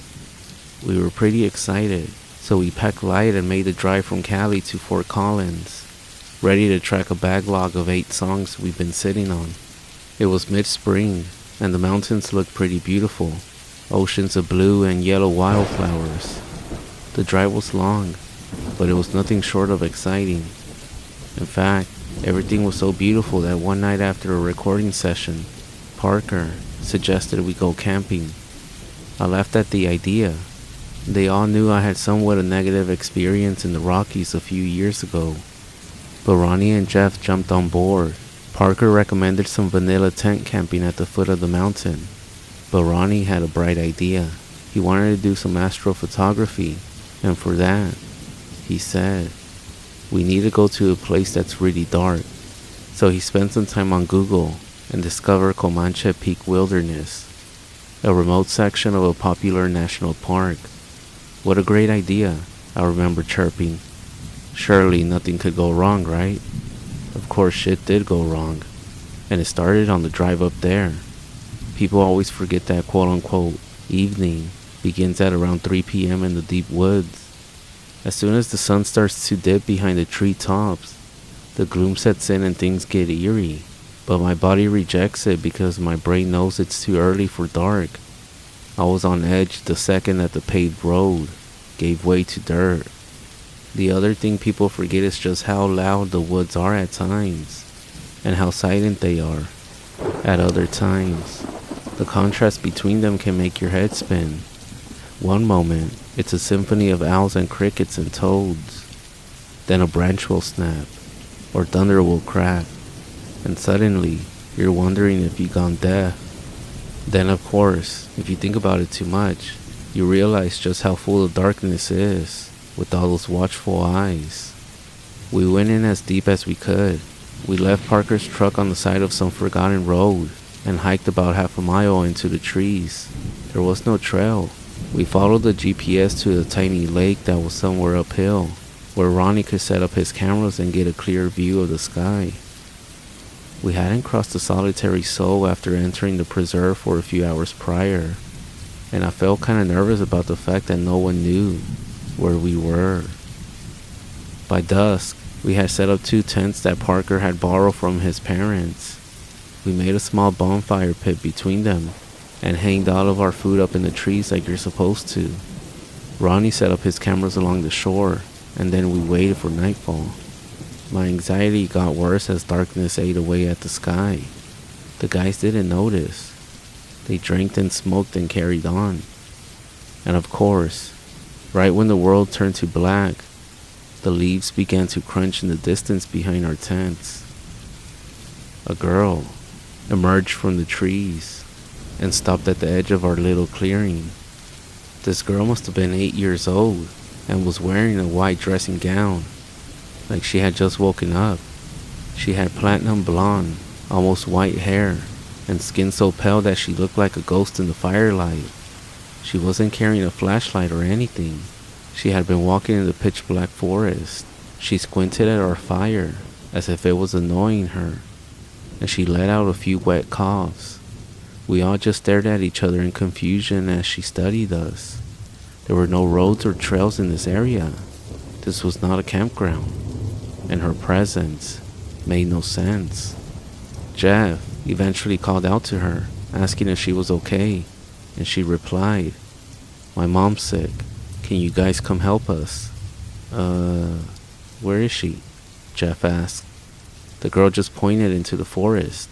The trees and shadows and mist clustered together to form a great big wall of nope. I gave Jeff a fuck no head shake. I might be a coward, but I'm not about to disappear by some evil wood ghost. Ronnie stood up and asked the girl if they were camping or if they had a house or what. The girl just said, "She's really sick, just follow me." Then she started coughing again. At this point, all 4 of us could sense that something was wrong. Parker, the most clever of all of us, invited the girl to come warm up by the fire and explain what was going on. I think he knew she would decline. The girl just turned and walked back into the trees, coughing as she went. But before she vanished, she turned around and said something, but we couldn't be sure of what. I heard, "So, you'll be a liar." But Ronnie said that he heard something different. "Soon, you'll meet the liar." We built the fire up a lot more, mostly to keep a good perimeter against the darkness.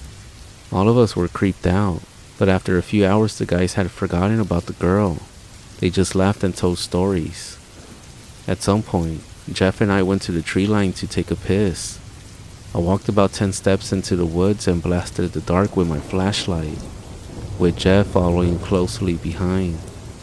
I wanted to see if there was a clearing on the other side, or a footpath that the girl might have followed, but there was nothing, just impassable trees.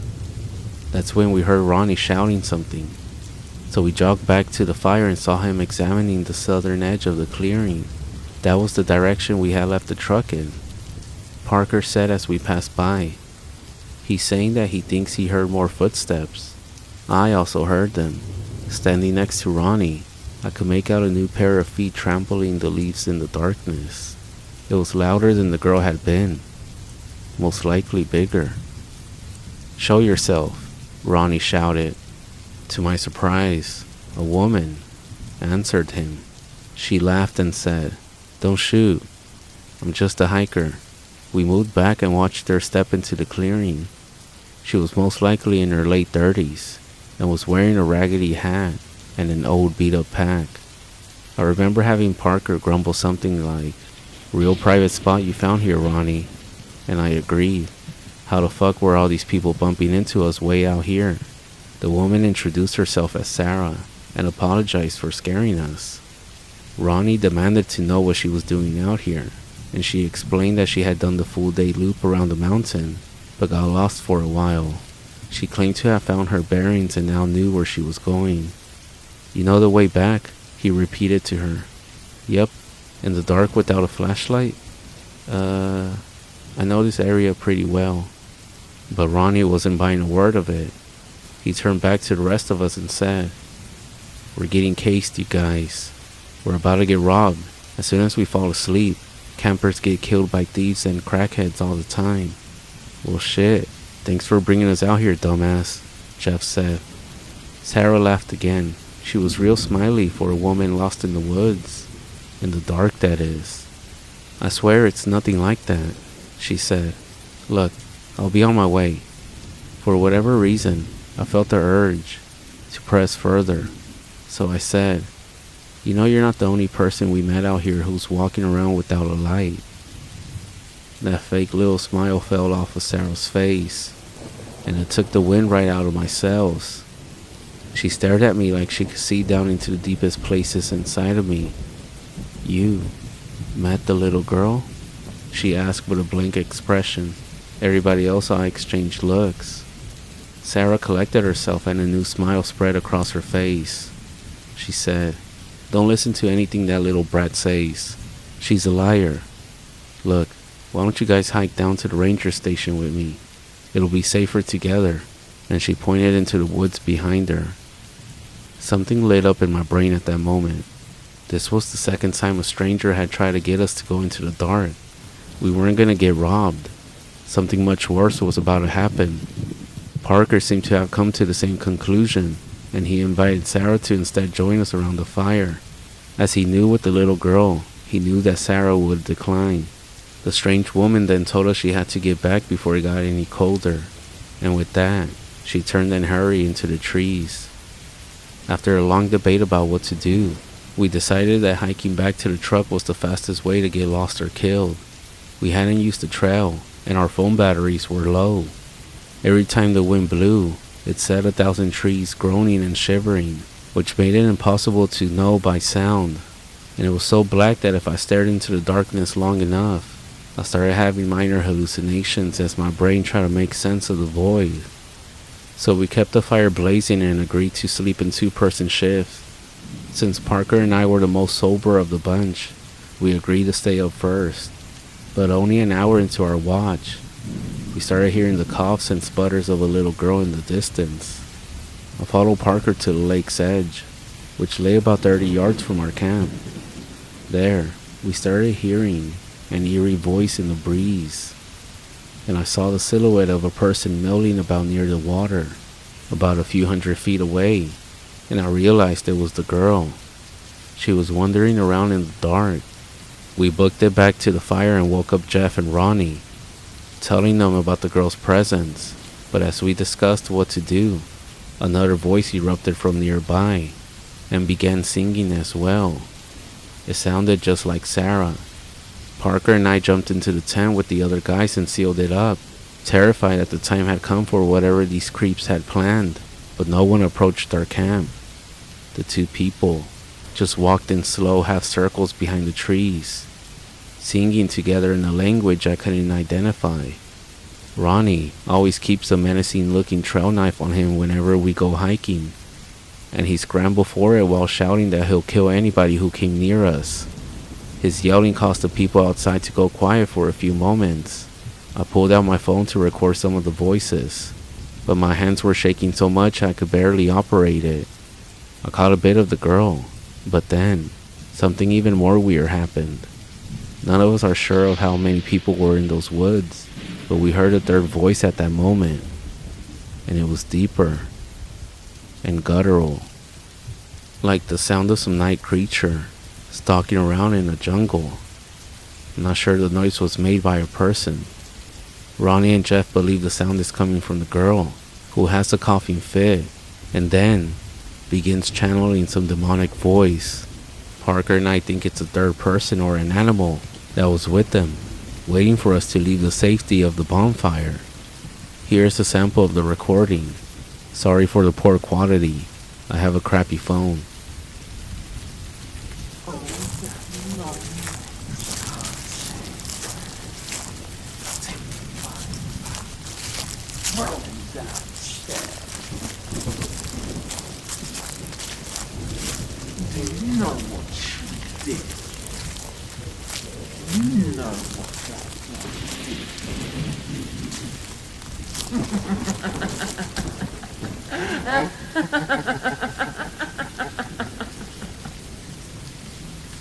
After the commotion, the activity in the woods died down for a while. The guys and I remained inside the tent, terrified, only leaving it to throw more wood on the fire about once an hour. None of us slept, and for the rest of the night, we heard distant singing, laughing, coughing, and the occasional whisper. Sometimes the girl would say, "Can you help us?" in the exact same tone, as if her voice had been recorded and replayed over and over. We also heard someone, most likely Sarah, climbing a nearby tree and shouting things like, "I see you boys," and "Let's go together, it's safe now." And that was it. By dawn, we were exhausted from fear and half frozen in the tent. The noises stopped and the people, if there were people at all, had long abandoned their efforts to draw us into the dark. We packed up and hiked back to the truck, which had thankfully not been ransacked. As far as I'm concerned, the next time I go camping, it'll be in a treeless desert in Arizona. And I'll see if I can get Ronnie to post some of those night sky shots.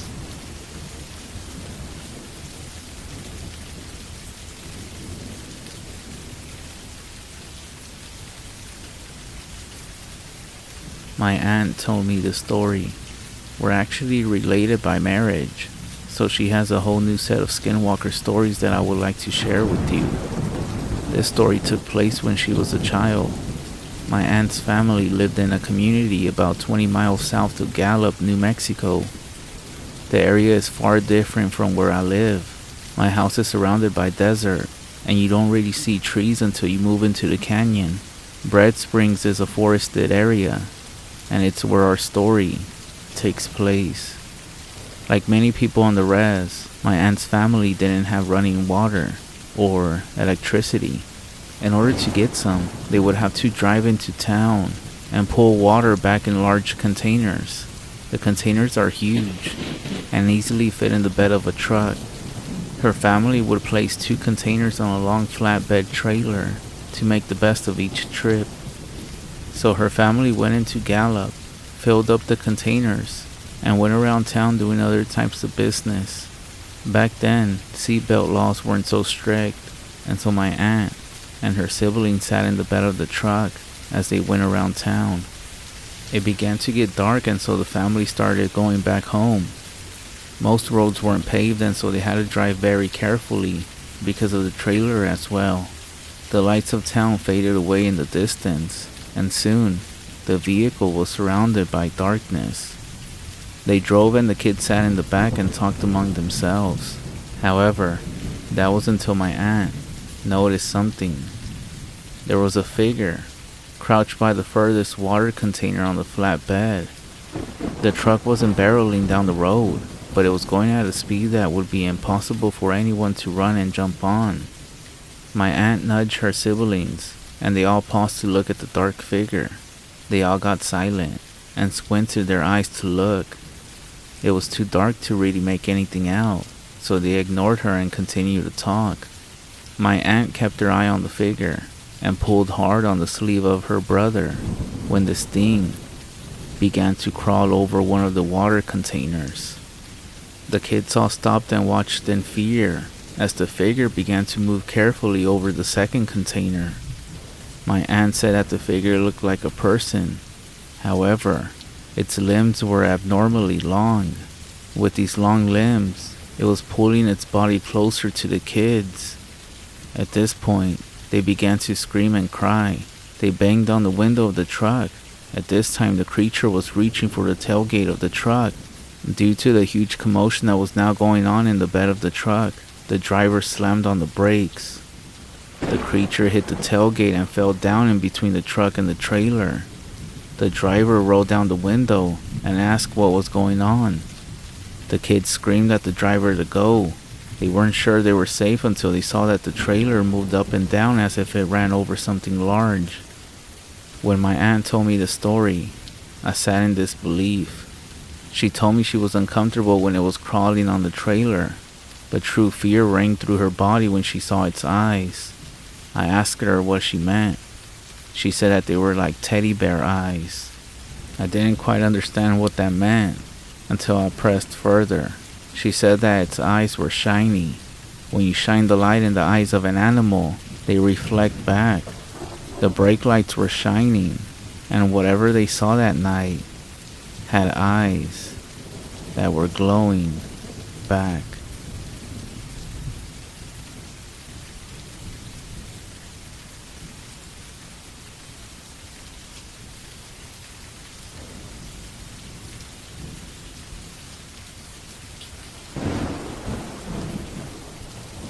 It was late June of 1968.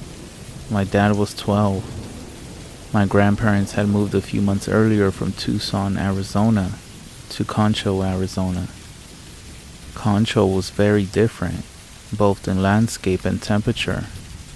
Sitting at 5,000 feet above sea level, the summer temperatures were around 70 degrees versus the hundreds in summertime Tucson. Resting at the edge of the White Mountains, the land is red, yellow, and brown sandstone cliffs and buttes against a larger ancient basalt flow ridge that lines the north from the Springville volcanic range. Well, Old Concho, as it's referred to now, sits among the high desert with large basalt ridge bordering the east and north. In the valley, a dry riverbed was dotted by large cottonwood trees. The buttes and ridges boasted large twisted cedar trees. Only about 200 people lived in Concho at the time. It's in pretty close proximity to the petrified forest. Therefore, petrified wood was found on the valley floor.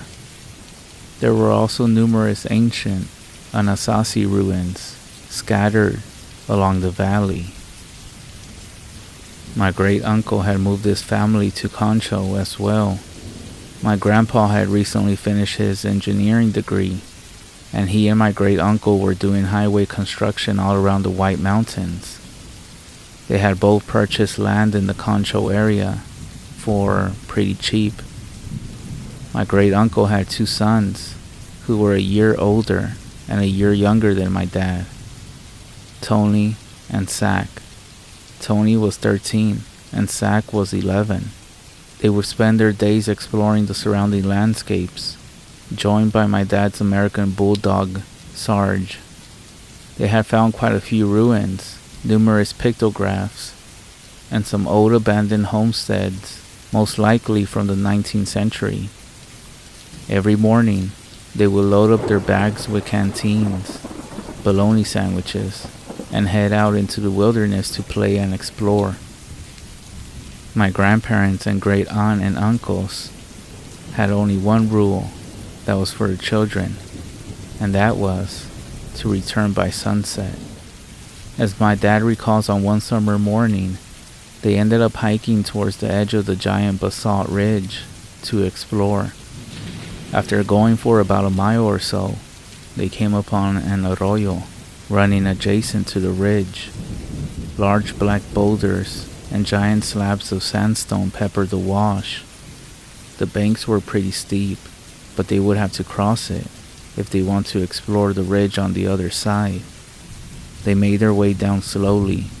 Once in the arroyo, they realized that the opposite bank was too steep to climb, so they started following it west to find a better place to climb up.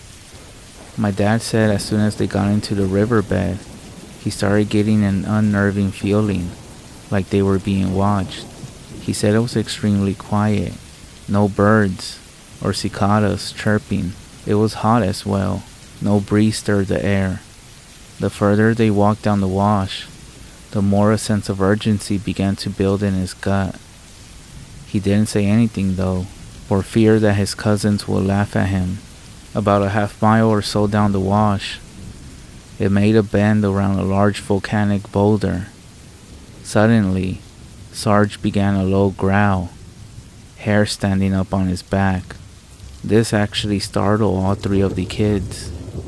Looking around, they didn't see anything, so encouraging the dog, they moved closer to the bend. Sarge stayed rooted to the spot, growling and barking. All three of the boys began to get scared. They agreed that maybe they should just turn around.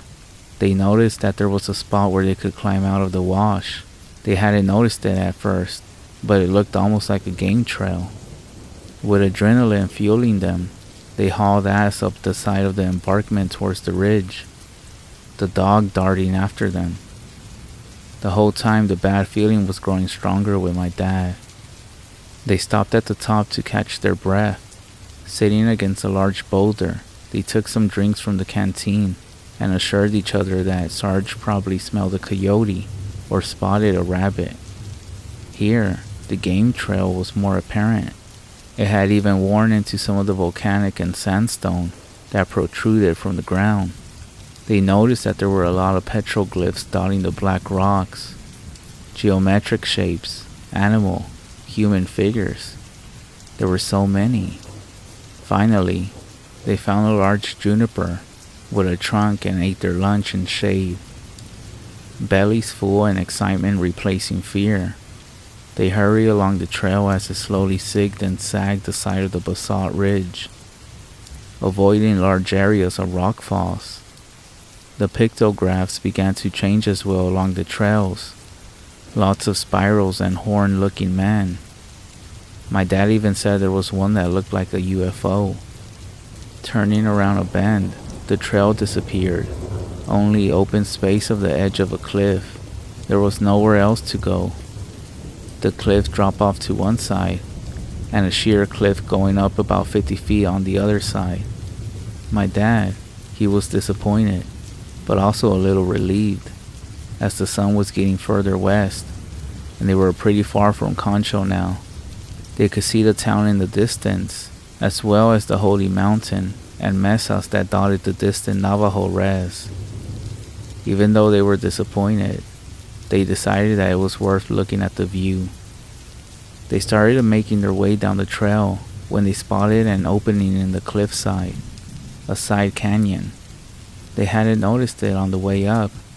It was behind a large twisted cedar. The tree's shadow had hidden it. It looked almost like there was another trail going into the divide. The opening was about 4 feet wide. Looking at it, that unnerving feeling returned to my dad. His stomach dropped and he felt like it was twisting in knots. The hair on the back neck stood up. Tony suggested that they should detour and check it out. My dad protested, saying that they needed to get back. Zach stayed silent. He looked as scared as my dad felt. Tony laughed when looking at them and called them both sissies.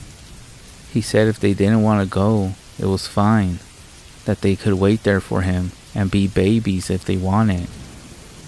That's when Sarge ran down the trail and was out of sight. My dad whistled for him, but he didn't return.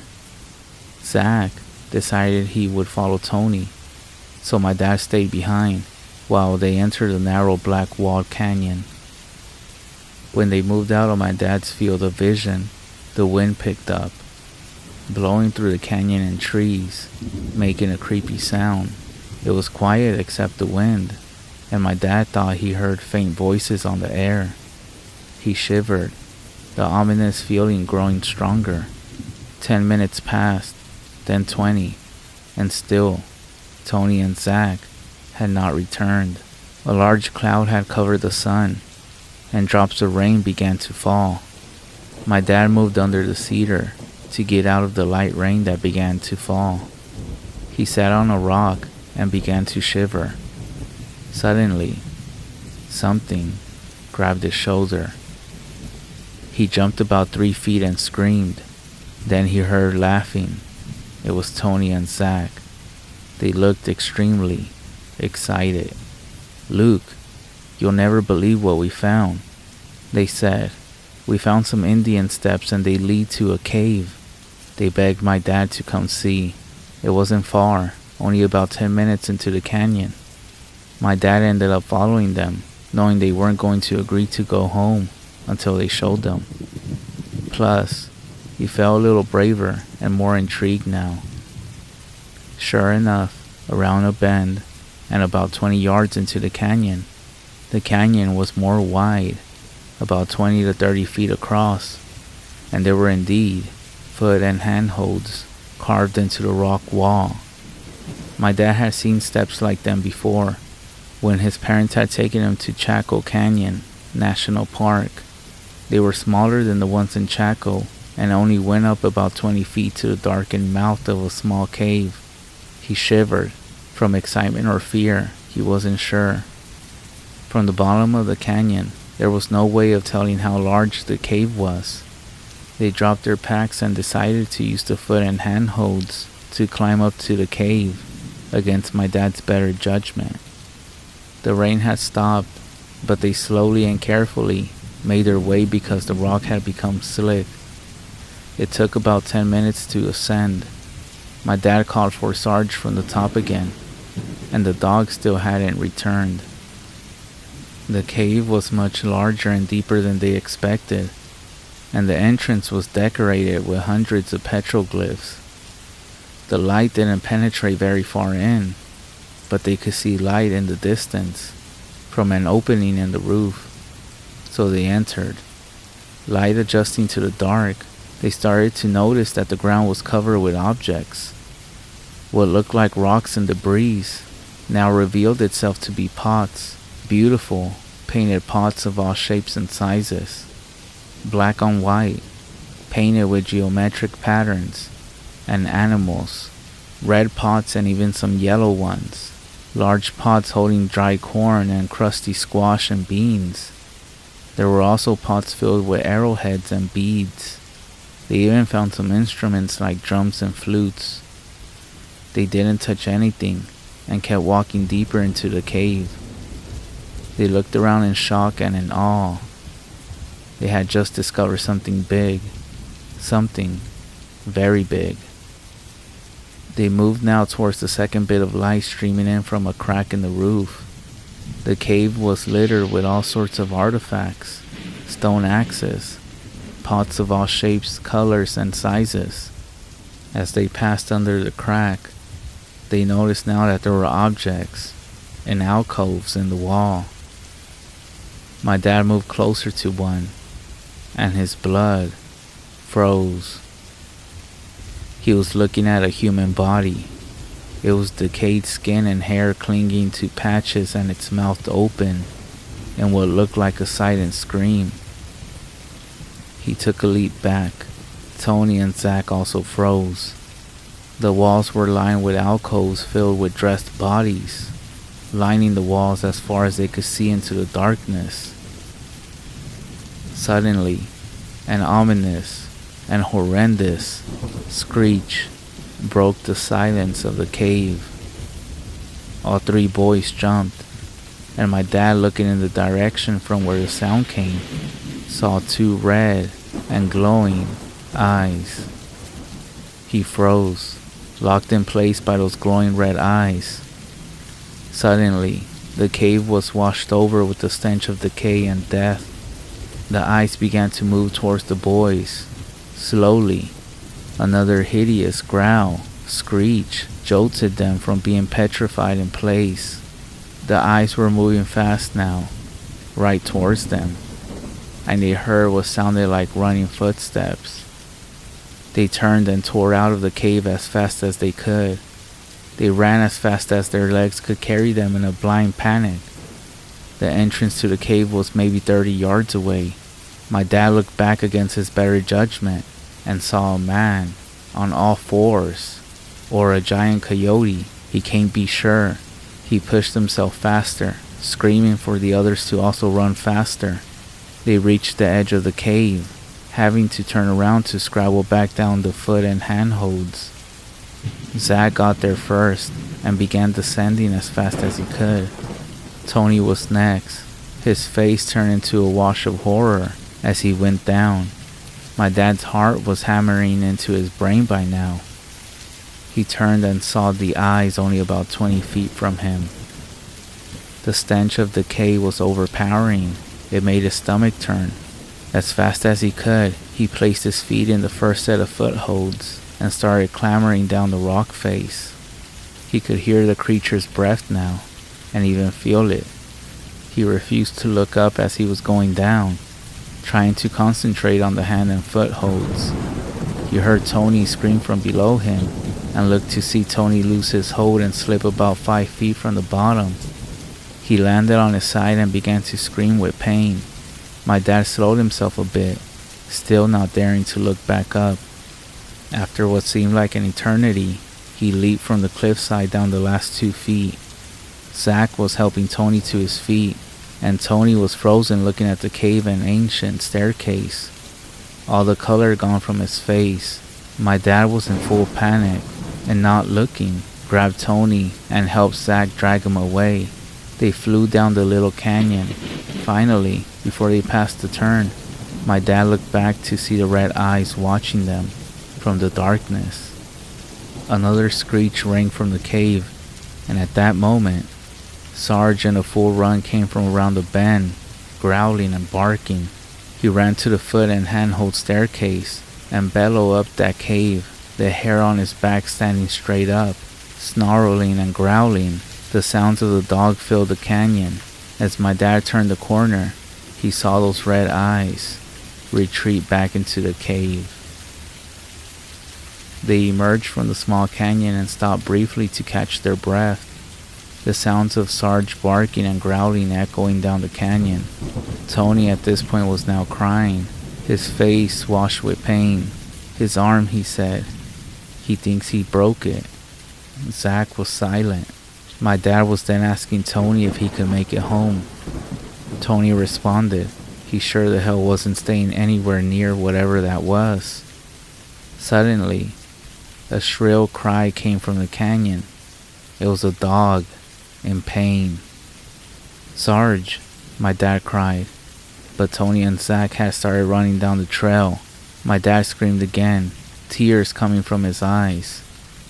There was no response. It was quiet. My dad thinks he hears something. He looks up to the canyon entrance. It sounds like drums. My dad sits there confused. Drums? What the hell? Is he losing his mind? The drums are getting loud. Is this in his mind? Where is Sarge? He can't leave him. My dad sees Zach tearing back up the trail. "Luke, we have to go." The drums are louder now, and he can hear faint chanting. Zach grabs my dad and jerks him to his feet. "Don't you hear that?" He screams and shakes my dad. "We have to run, now." My dad is woken from his grief. as fear washes over him again. He runs down the trail with Zach. Tony is waiting at the edge of the arroyo, waiting for them. The wash is now running, about 6 inches deep. They notice for the first time that a large thunderhead has developed to the south. A huge, large black storm dominating the southern horizon, lightning flashing in the distance. A new source of danger crosses my dad's mind. He tells Tony and Zach they need to cross the arroyo as fast as possible. If it floods, they will be stuck on the side with the basalt ridge, with whatever that thing was. They make their way down carefully and slowly. Tony is having a hard time because of his injured arm. They now start hearing thunder rolling across the air, and the wind has increased. My dad is keeping a close eye on the creek, which has only risen a couple of more inches. They make all the way down and across the creek. The place where they crossed is only 30 yards or so ahead, so they scrabble their way towards it. The water starts rising now at an alarming rate. They start going as fast as their legs will carry them. They're exhausted, but keep pushing on. Suddenly, my dad, who is in the rear, starts to hear loud splashing coming from behind him. His heart drops. It followed them. It's getting closer. He closes his eyes, bracing for impact. That's when he feels something lick the back of his swinging hand. He turns, bracing for impact, and sees Sarge. Joy fills my dad. He bends down and gives Sarge a quick hug as the dog runs past, and the dog bounds after Tony and Zach as they climb out of the arroyo. My dad runs and begins to climb. When he's almost to the top, he hears crashing and loud snapping coming from the arroyo. Making it to the top, he sees a wave of brown debris filled water crash through the wash. He falls to his butt and watches as the flash flood fills the little canyon. Tony and Zach are lying on the ground, gasping for air. My dad tries to catch his breath. He feels dizzy. He feels tears welling up, and Sarge comes and licks his face. My dad sees that Sarge is covered with blood. He looks over the dog and finds several slash wounds on his back. His ear is also torn. They don't look too deep, but he can't be sure. Zach is the first to speak. He is asking what it was, but no one responds. Tony's arm is beginning to swell pretty badly, and it's only a few hours till dusk. They're all thirsty and realize in their panic they left their packs in the small canyon, along with their canteens. They are no longer in a hurry. They are exhausted. They drink some rainwater that has pooled in one of the large sandstone boulders. They figure whatever that thing was, it's not going to be getting across the arroyo for a few hours. So they slowly make their way back to Concho as the thunderhead to the south continues to fill the landscape. The three boys and Sarge make it home around 8. The sun has set, and my grandparents and great uncle and aunt are worry sick. They are relieved and angry until they see the condition of the trio and the dog. The boys tell them about their horrendous tale, and Tony's parents rush Tony to the nearest doctor. That night, my dad sleeps with Sarge at the end of his bed. Despite him being extremely exhausted, he is plagued with nightmares. One that he speaks about all the time is especially terrifying, where he sees the red eyes looking in through his window. When he wakes up though, in the morning, his curtains are closed. The rain continued for 2 or 3 days. The boys don't leave their homes, still terrified of what happened. My grandpa and great uncle are convinced what the boys encountered was a mountain lion, but they are intrigued by the story of the cave they found. A few days later, when the weather is clear, they tell the boys they want to see the cave. They make the journey faster this time, using my great uncle's Jeep. My grandpa and great uncle also bring along a couple of shotguns and rifles in case this lion is still in the cave. The boy showed them the arroyo, which has been filled with new boulders and broken trees from the flooding. They find the trail and start making their way up, my grandpa on the front and great uncle taking the rear. They find the boys' packs, caught in a cedar bush. They have been shredded. My grandpa figures they must have been caught by another flood, and they ended up in the trees. They finally make it to the little hidden canyon, which has been blocked by a juniper that washed down during the rain. My grandpa and great uncle get the log out of the way, and they go to the canyon to the Indian staircase. When they look up though, they can make out the darkness of the cave. The water washed away all signs of the boys' previous passage. My grandpa figures maybe at this time of day, the cave is more illuminated, so he and my great uncle climb up the foot and handholds to the top. The boys wait at the bottom, having no desire to go back up there again. It's only my dad and Zach. Tony with his broken arm stayed home. My grandpa calls down for them to climb up. They do as they are told and climb up. When my dad reaches the top, he is stunned. The cave is gone. It's only a 20-foot rock alcove next to a black basalt cliff covered with petroglyphs. He's confused, looks around. He goes over to the wall looking for cracks and sees nothing. My grandpa and great uncle end up questioning the boys. Were they making up stories? No, they weren't. Something attacked Sarge, and the boys hadn't made up being that scared. The dads aren't mad. It's a neat area. Maybe some other weekend they will look for the cave again. My dad and Zach know that this is where the cave was. There's no doubt in their minds. They found their packs and even passed by the UFO petroglyph, but they can't convince the adults, so they make their way to the Jeep that is parked on the far bank of the arroyo.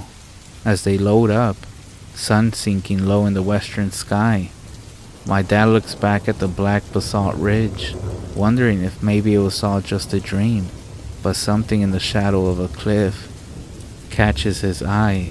He squints against the sun and sees two red shining eyes looking back at him. His blood goes cold. He turns around as the Jeep pulls away. My grandparents only stayed in Concho for another few months. As soon as my grandpa finished the highway project, he got a job offer in the U.S. Virgin Islands. My dad said after that encounter, he had nightmares every night and would swear that at night he would see the red eyes outside of the house until they finally moved from Concho. After he moved, he never had a nightmare about the eyes again. But it wasn't his last encounter with the red-eyed creature. He would see it again when he became an adult. But that is a story for another time.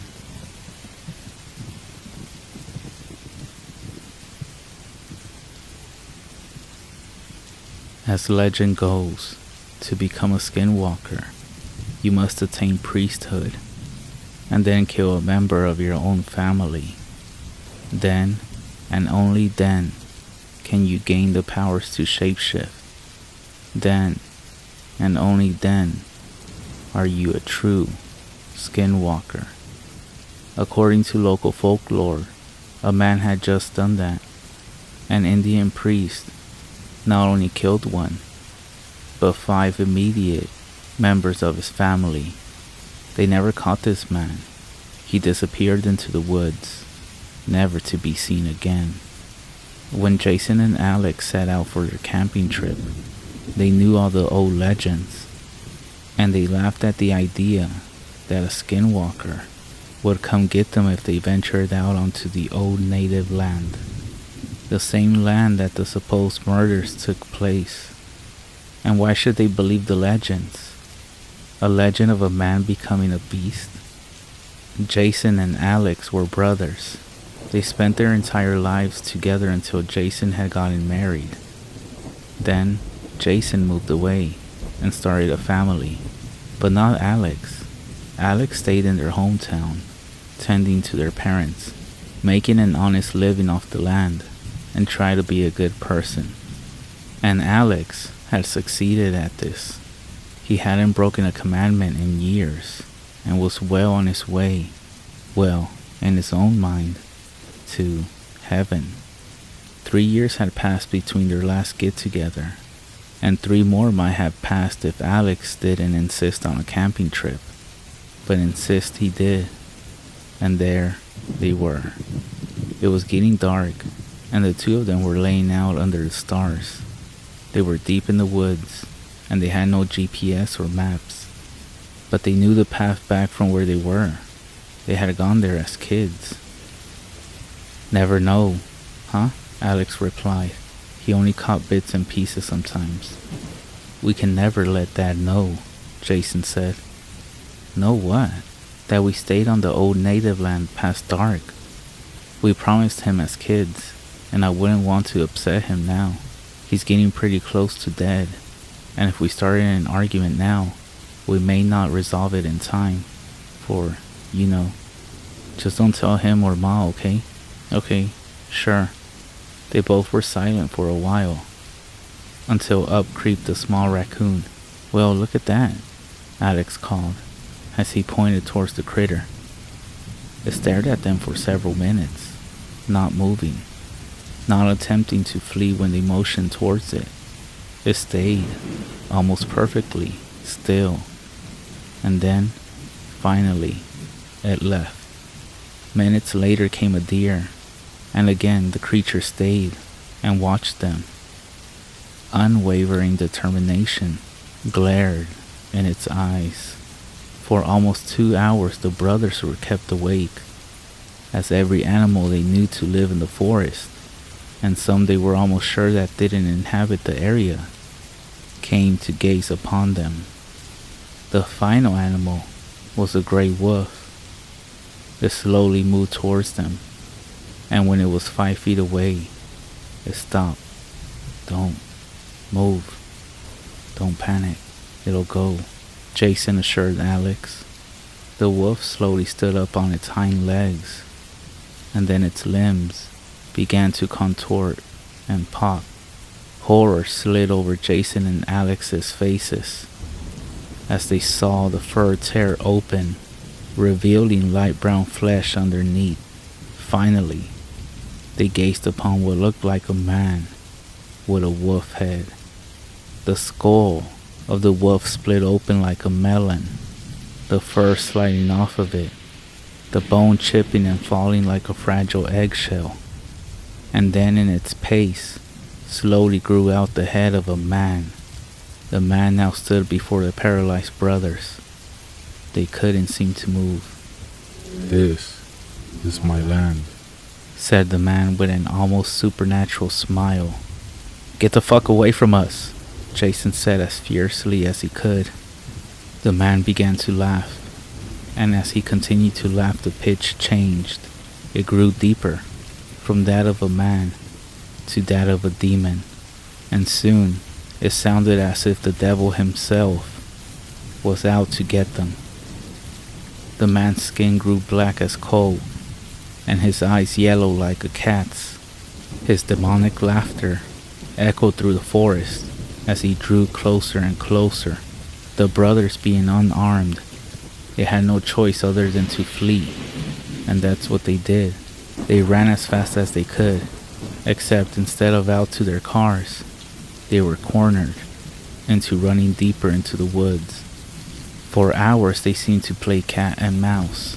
Several times animals they passed would burst open, revealing the deranged man, but they continued to run. Finally, reaching a cabin, they ducked inside. They were filled with fear, and the brothers felt that leaving the cabin would result in them dying. What they found in the cabin made them regret their ignorance on legends. For in the main bedroom of the cabin were corpses, at least 100 of them. Every animal they had seen that night was there. And then they saw larger bodies, human bodies. It was then that the man burst into the room, except he was once more a wolf. In his deep voice, he said, Welcome home. The following week, the police found the cabin during their search for Jason and Alex. They found the brothers, but their faces looked as if they were eaten by an animal of some sort. 6 days later, a security camera several states over caught Alex filling up a car with gas. Several witnesses also reported seeing the dead man, and on nearly all accounts, he was seen smiling, a wide, unnatural grin.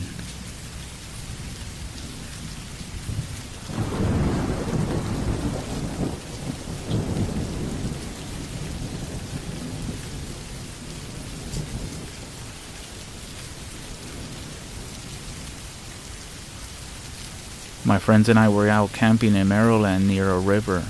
We set up a whole weekend where we could go tubing, which meant that we were going to get in these giant inflatable tires and float down the river. We got there on Friday, go tubing on Saturday, and leave on Sunday. It was me, my girlfriend, her best friend, and her boyfriend.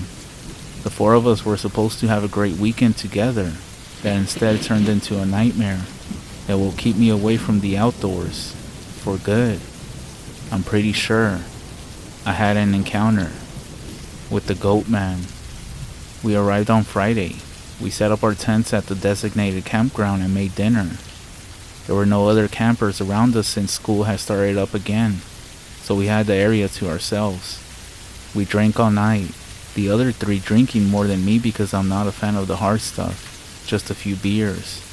It was around midnight when I had to go pee, so I left the campsite and walked down the path a little bit into the woods. When I found a good spot, I unzipped my pants and began to relieve myself. When I looked ahead, and faintly, in the moonlight, I saw something moving in between the trees. The moon was about half full, so there wasn't much light to make out the features. The leaves and sticks crunched underneath it. Just as I was finishing up, this thing started to make this weird noise. It sounded like a muffled goat sound, but not quite right. Like a person was imitating a goat. It kept walking around like it was looking for something, but whatever it was scaring me. So I ran back to the campsite and acted like it didn't happen. My friends were so drunk I don't know how they would have reacted. The next morning, I woke up before everyone else, so I made breakfast. At around noon, we drove up the river about 3 miles using the camp's van service that would drop us off, and we would tube down the river back to our campsite. I had pretty much forgotten about the weird encounter from the previous night until I had a weird feeling of somebody watching us as we were floating down the river. It was nothing but woods on both sides of the river, so I couldn't really confirm my feelings. But it ruined the whole experience while going down the river. It creeped the hell out of me. My friend started to feel it too when I told him. The other boyfriend claims he saw someone on the riverbank, but no one else saw it. Once we got back to camp, I told him what I saw Friday night, and it really creeped him out. That's when the boyfriend said the thing he saw kind of looked like a weird-shaped man from a distance. We were all scared and decided that we would leave first thing in the morning. After a while, we began drinking again, and pretty much forgot about our fears, and for a moment, had fun again. It wasn't until later that night that my fear returned. We were all pretty drunk at this point, and then we started to hear those noises again. It started off in the distance at first, then got closer and closer to our campsite. We started to hear noises all around us, like twigs breaking, scratching on trees, and more of those goat noises mixed with a man growling. None of us had a weapon, so we were all pretty scared, and we all huddled close to each other. The scariest part was that the bugs stopped making noises. Eventually, we all drank some more and fell asleep around the campfire. I woke up in the middle of the night, most likely because I sensed something was wrong. I'm not sure how to explain it, but it was like sleep paralysis, or something where I couldn't move and couldn't speak. I opened my eyes, and I saw this terrifying thing in between all of us. It had the body of a skinny man with a distorted face and long, unnatural arms. I saw that it was pacing back and forth between us. It would stop and look at my girlfriend, and then it would arch its back and act like it was chuckling. It kept twitching its body and sniffing the air around everyone. This thing finally came over to me and looked me in the eyes. It had these dark pitted eyes and its mouth was wet. It got close to me and opened its mouth, making that noise into my face.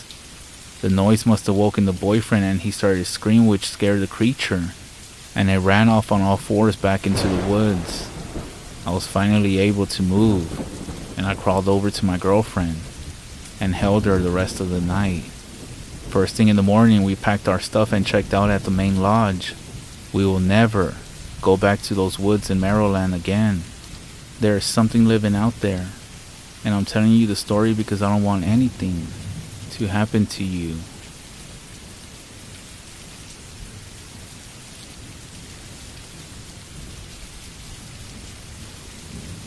Hey everyone, I could really use some help here as I'm starting to get really worried. Last night, I was followed by a very creepy lady when I was out hiking in my local trails at state land. I have hiked and hunted these trails my whole life, and not once have I encountered anything like this. Don't get me wrong, I had my fair share of scary things happen to me when I gone solo camping, but this has scared me right to the bone, and now I think I'm being followed.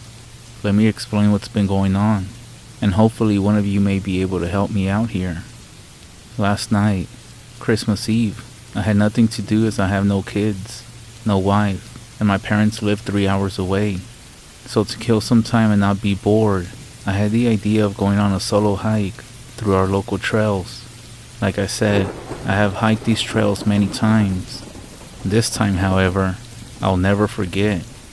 I got out to the trailhead about 5 p.m. I had my headlamp on, and I knew these trails like the back of my hand, so I wasn't too concerned with the sunlight quickly fading. I don't know if any of you are from Michigan, but we're having a surprisingly sunny and warm December. However, it still gets dark here around 5:30. The weather was beautiful and perfect for a nighttime walk. We don't have too many nice winter days like this, so I wanted to take full advantage and enjoy warm night air. So I got out of my truck and started up the trailhead. This specific trail I was on started out in dense pine trees, and after a mile or so, it opened up to these awesome valleys with huge fields. Most of the time, if I was quiet enough and looked around, I could see some deer grazing and other wildlife. This time though, there was nothing. I was quite surprised there wasn't a single animal, considering how beautiful of a night it was. Now that I think about it, I didn't see or hear even a squirrel in the pines, which is very uncommon. There are many in these parts, and no matter the time, I can always hear them running and playing in the trees. This time, it was dead quiet. I kept on walking though, and just enjoyed the peace and quiet.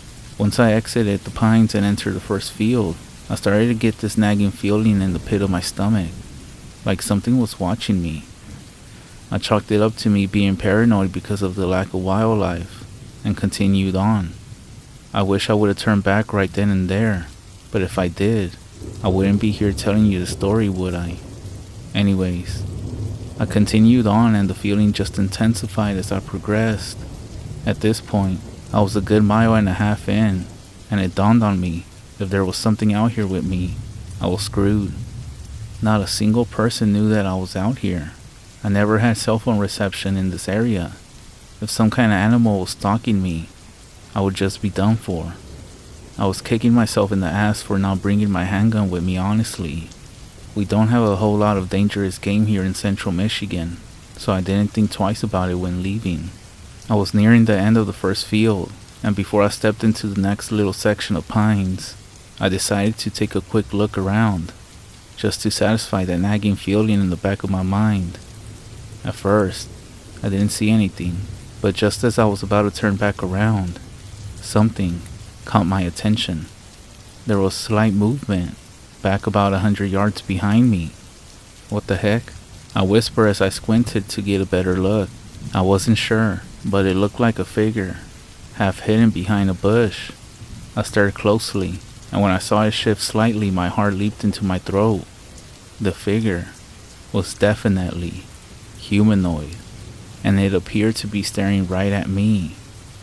"Hey," I foolishly called out, hoping whoever it was would simply identify itself. As soon as I said that, the figure quickly ducked behind the bush, disappearing from my view. My heart was racing pretty good at this point, a million worst-case scenarios running through my mind. I couldn't help but think it was a serial killer, ready to pounce and stab me to death, stashing my body in these woods. I turned around and started walking a little faster, trying to distance myself from whoever was out here with me. To my horror, I heard twigs and sticks snapping a little ways behind me as the person started to follow me. "I have a gun," I shouted, trying to scare them into leaving me alone. I looked back over my shoulder to see where they were at, and when I did, my heart started hammering in my chest. I swear I thought I was gonna pass out. The person was now maybe 20 feet behind me, and I could tell it was a woman, except that her jaw was hung open, as if in complete shock, her eyes open extremely wide, staring directly at me. When I first turned around, she was still walking, and the way she moved scared me so bad it sent me into a dead sprint upon looking at her.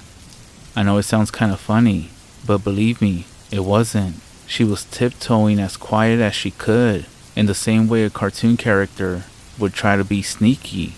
Her legs taking these huge, lanky steps. Everything about the way she looked and moved just sent these shivers down my spine. "Leave me alone," I shouted as I ran away as fast as I could. That's when I started to hear her laughing as she chased me. She was no longer trying to be quiet, as I could hear her crashing through the woods, catching up to me rather quickly. I decided to turn and run off the trail once I rounded a bend, where I knew she couldn't see me for a moment. As soon as I stepped off, I quickly hid behind a tree and turned off my headlamp. After a couple of seconds, I heard the sound of her heavy, odd footsteps as she got closer and closer. I held my breath and slammed my eyes shut, sending a quick prayer to the Lord above to just let her pass. Her horrible laughing sounds echoed through the woods as she thankfully ran past me. As soon as her footsteps sounded a little further down, I jumped out from behind the tree and took off running back the way I came. I hadn't even gotten 20 feet when I heard a blood-curdling scream coming from behind me in the woods. I ran faster than I ever had in my life, running on pure adrenaline and the will to live. I just knew if she caught me, I wouldn't make it, and it would be a horrible, painful way to die. The sound of her footsteps once again got louder and louder as she got closer. How the hell was she running so fast? I felt a huge wave of relief as I saw the entrance to the trail, maybe 100 feet ahead. Somehow, I ran even faster as I knew my truck would be right there. I digged into my pockets and fished my keys out. She let out another hideous scream as she got even closer, maybe 50 feet behind me now. I got into my truck and jumped in, putting my keys in the ignition and starting it in record time. I backed out and peeled out of there as fast as I could without losing control. After one final scream of frustration, I looked in my rearview mirror to watch the woods disappear. The whole drive home I kept checking behind me, afraid I would see her chasing after me, even though I knew it would be impossible at 60 miles per hour. 5 minutes later, I pulled into my driveway and jumped out of the truck once parked, running full blast inside. I slammed the door behind me and locked it. I ran all around my house, locking every window and door, not feeling safer until I knew I was locked up and safe. I walked upstairs to my bedroom and laid in bed. After a little while, I must have passed out from being exhausted. I awoke to the pitch-black room and quiet house. My heart started racing as I remembered the lady from the forest, and I jumped up to look out my window. "No," I whispered as I looked in my backyard. The lady from the woods was standing in my backyard, slack-jawed and staring right up at me. My heart once again pounded so hard I thought I would faint. As soon as she noticed me, She smiled this huge, impossible, wide ear-to-ear grin. She then shrieked that awful scream again and ran back into the woods. Needless to say, I didn't sleep after that.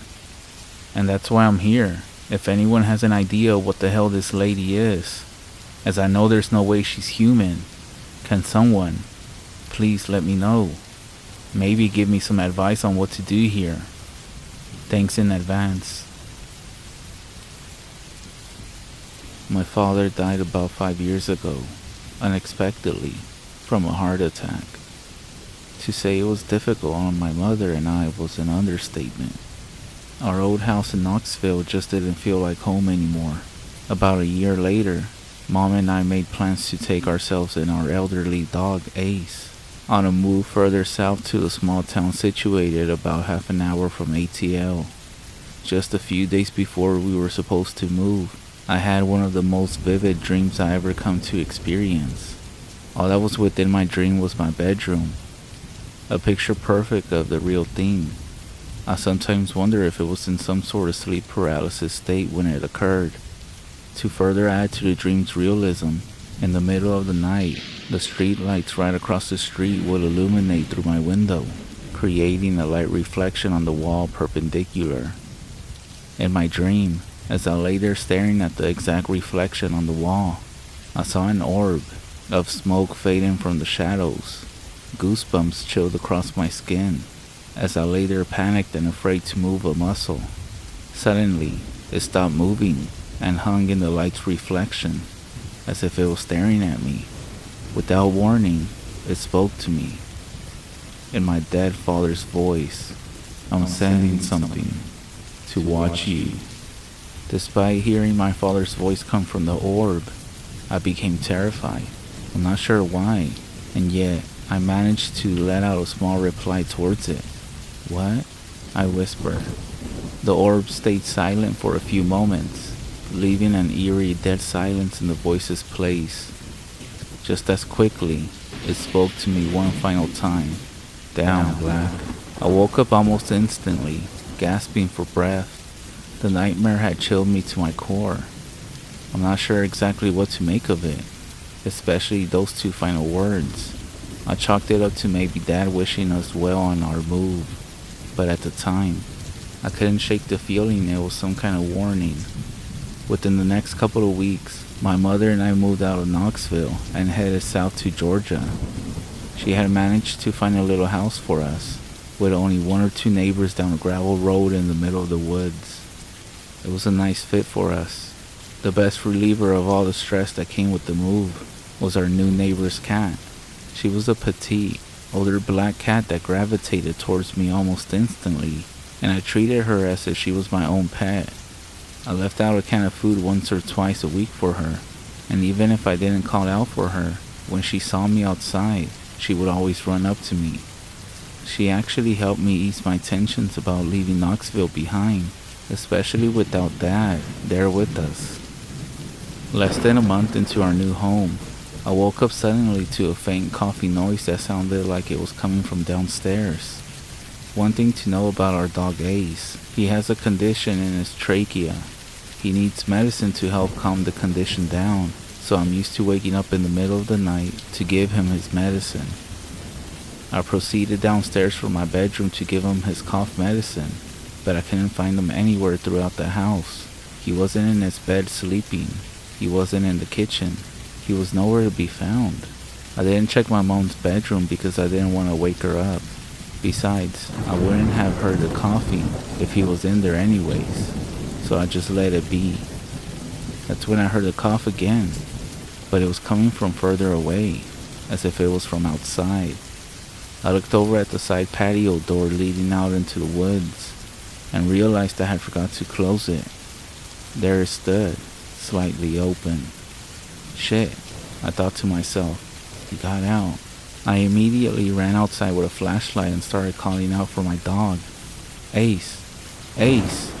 I shouted into the trees. I heard another cough and shined my light in its direction. This time it had echoed from down the gravel road. I thought my dog was lost, and I chalked it up to new house jitters. So I said, "Ace, come on boy, home's this way buddy." That's when I heard it. The cough that I had been following, almost right beside me. But this time, it didn't stay like the dry cough I had been hearing. Instead, the cough had slowly descended into a low growl. I shined my light towards the new sound, and there stood a bright red fox in the middle of the path. I figured it was some kind of sick fox I had mistaken for my dog. The whole time, as I was processing what I was seeing, it stared directly at me. Its eyes glowed from the light of my flashlight. However, our stare broke when it tilted its head to the right. I looked down, and there she was, our neighbor's little black cat standing beside me. However, it was as if she had completely changed who she was. She was no longer the happy, affectionate cat that I had come to know. Instead, she had her back arched upright, every fiber of hair standing at attention, and she let out the lowest growl I had ever heard. In that moment, I figured she was just scared of the fox, so I knelt down beside her in a bid to move her away and avoid the fox hurting her. But no matter how many times I tried to move her out of fight mode, she wouldn't budge. Her stare remained unfazed. That's when I looked towards the direction of the fox once more. But there wasn't a fox standing there anymore. Instead, in the exact same spot of that gravel road, was a walking, rotting corpse of a roadkill coyote, slowly moving towards me. I took a step back, absolutely horrified of what I was seeing. Its jaw was hanging loose from its face. One of its eyes was strained with blood, and it wobbled back and forth as if it was desperately fighting pain. I rubbed my eyes out of disbelief, hoping I was imagining it, hoping I was dreaming it, but it was still there when my eyes reopened. Despite the sight before us, our neighbor's black cat, no matter how tiny she was, stood there and kept growling at the creature. Suddenly, it stopped. The creature had ceased its walk towards us. For a moment, it just stood there, glancing back and forth between myself and this little black cat that was trying to defend me.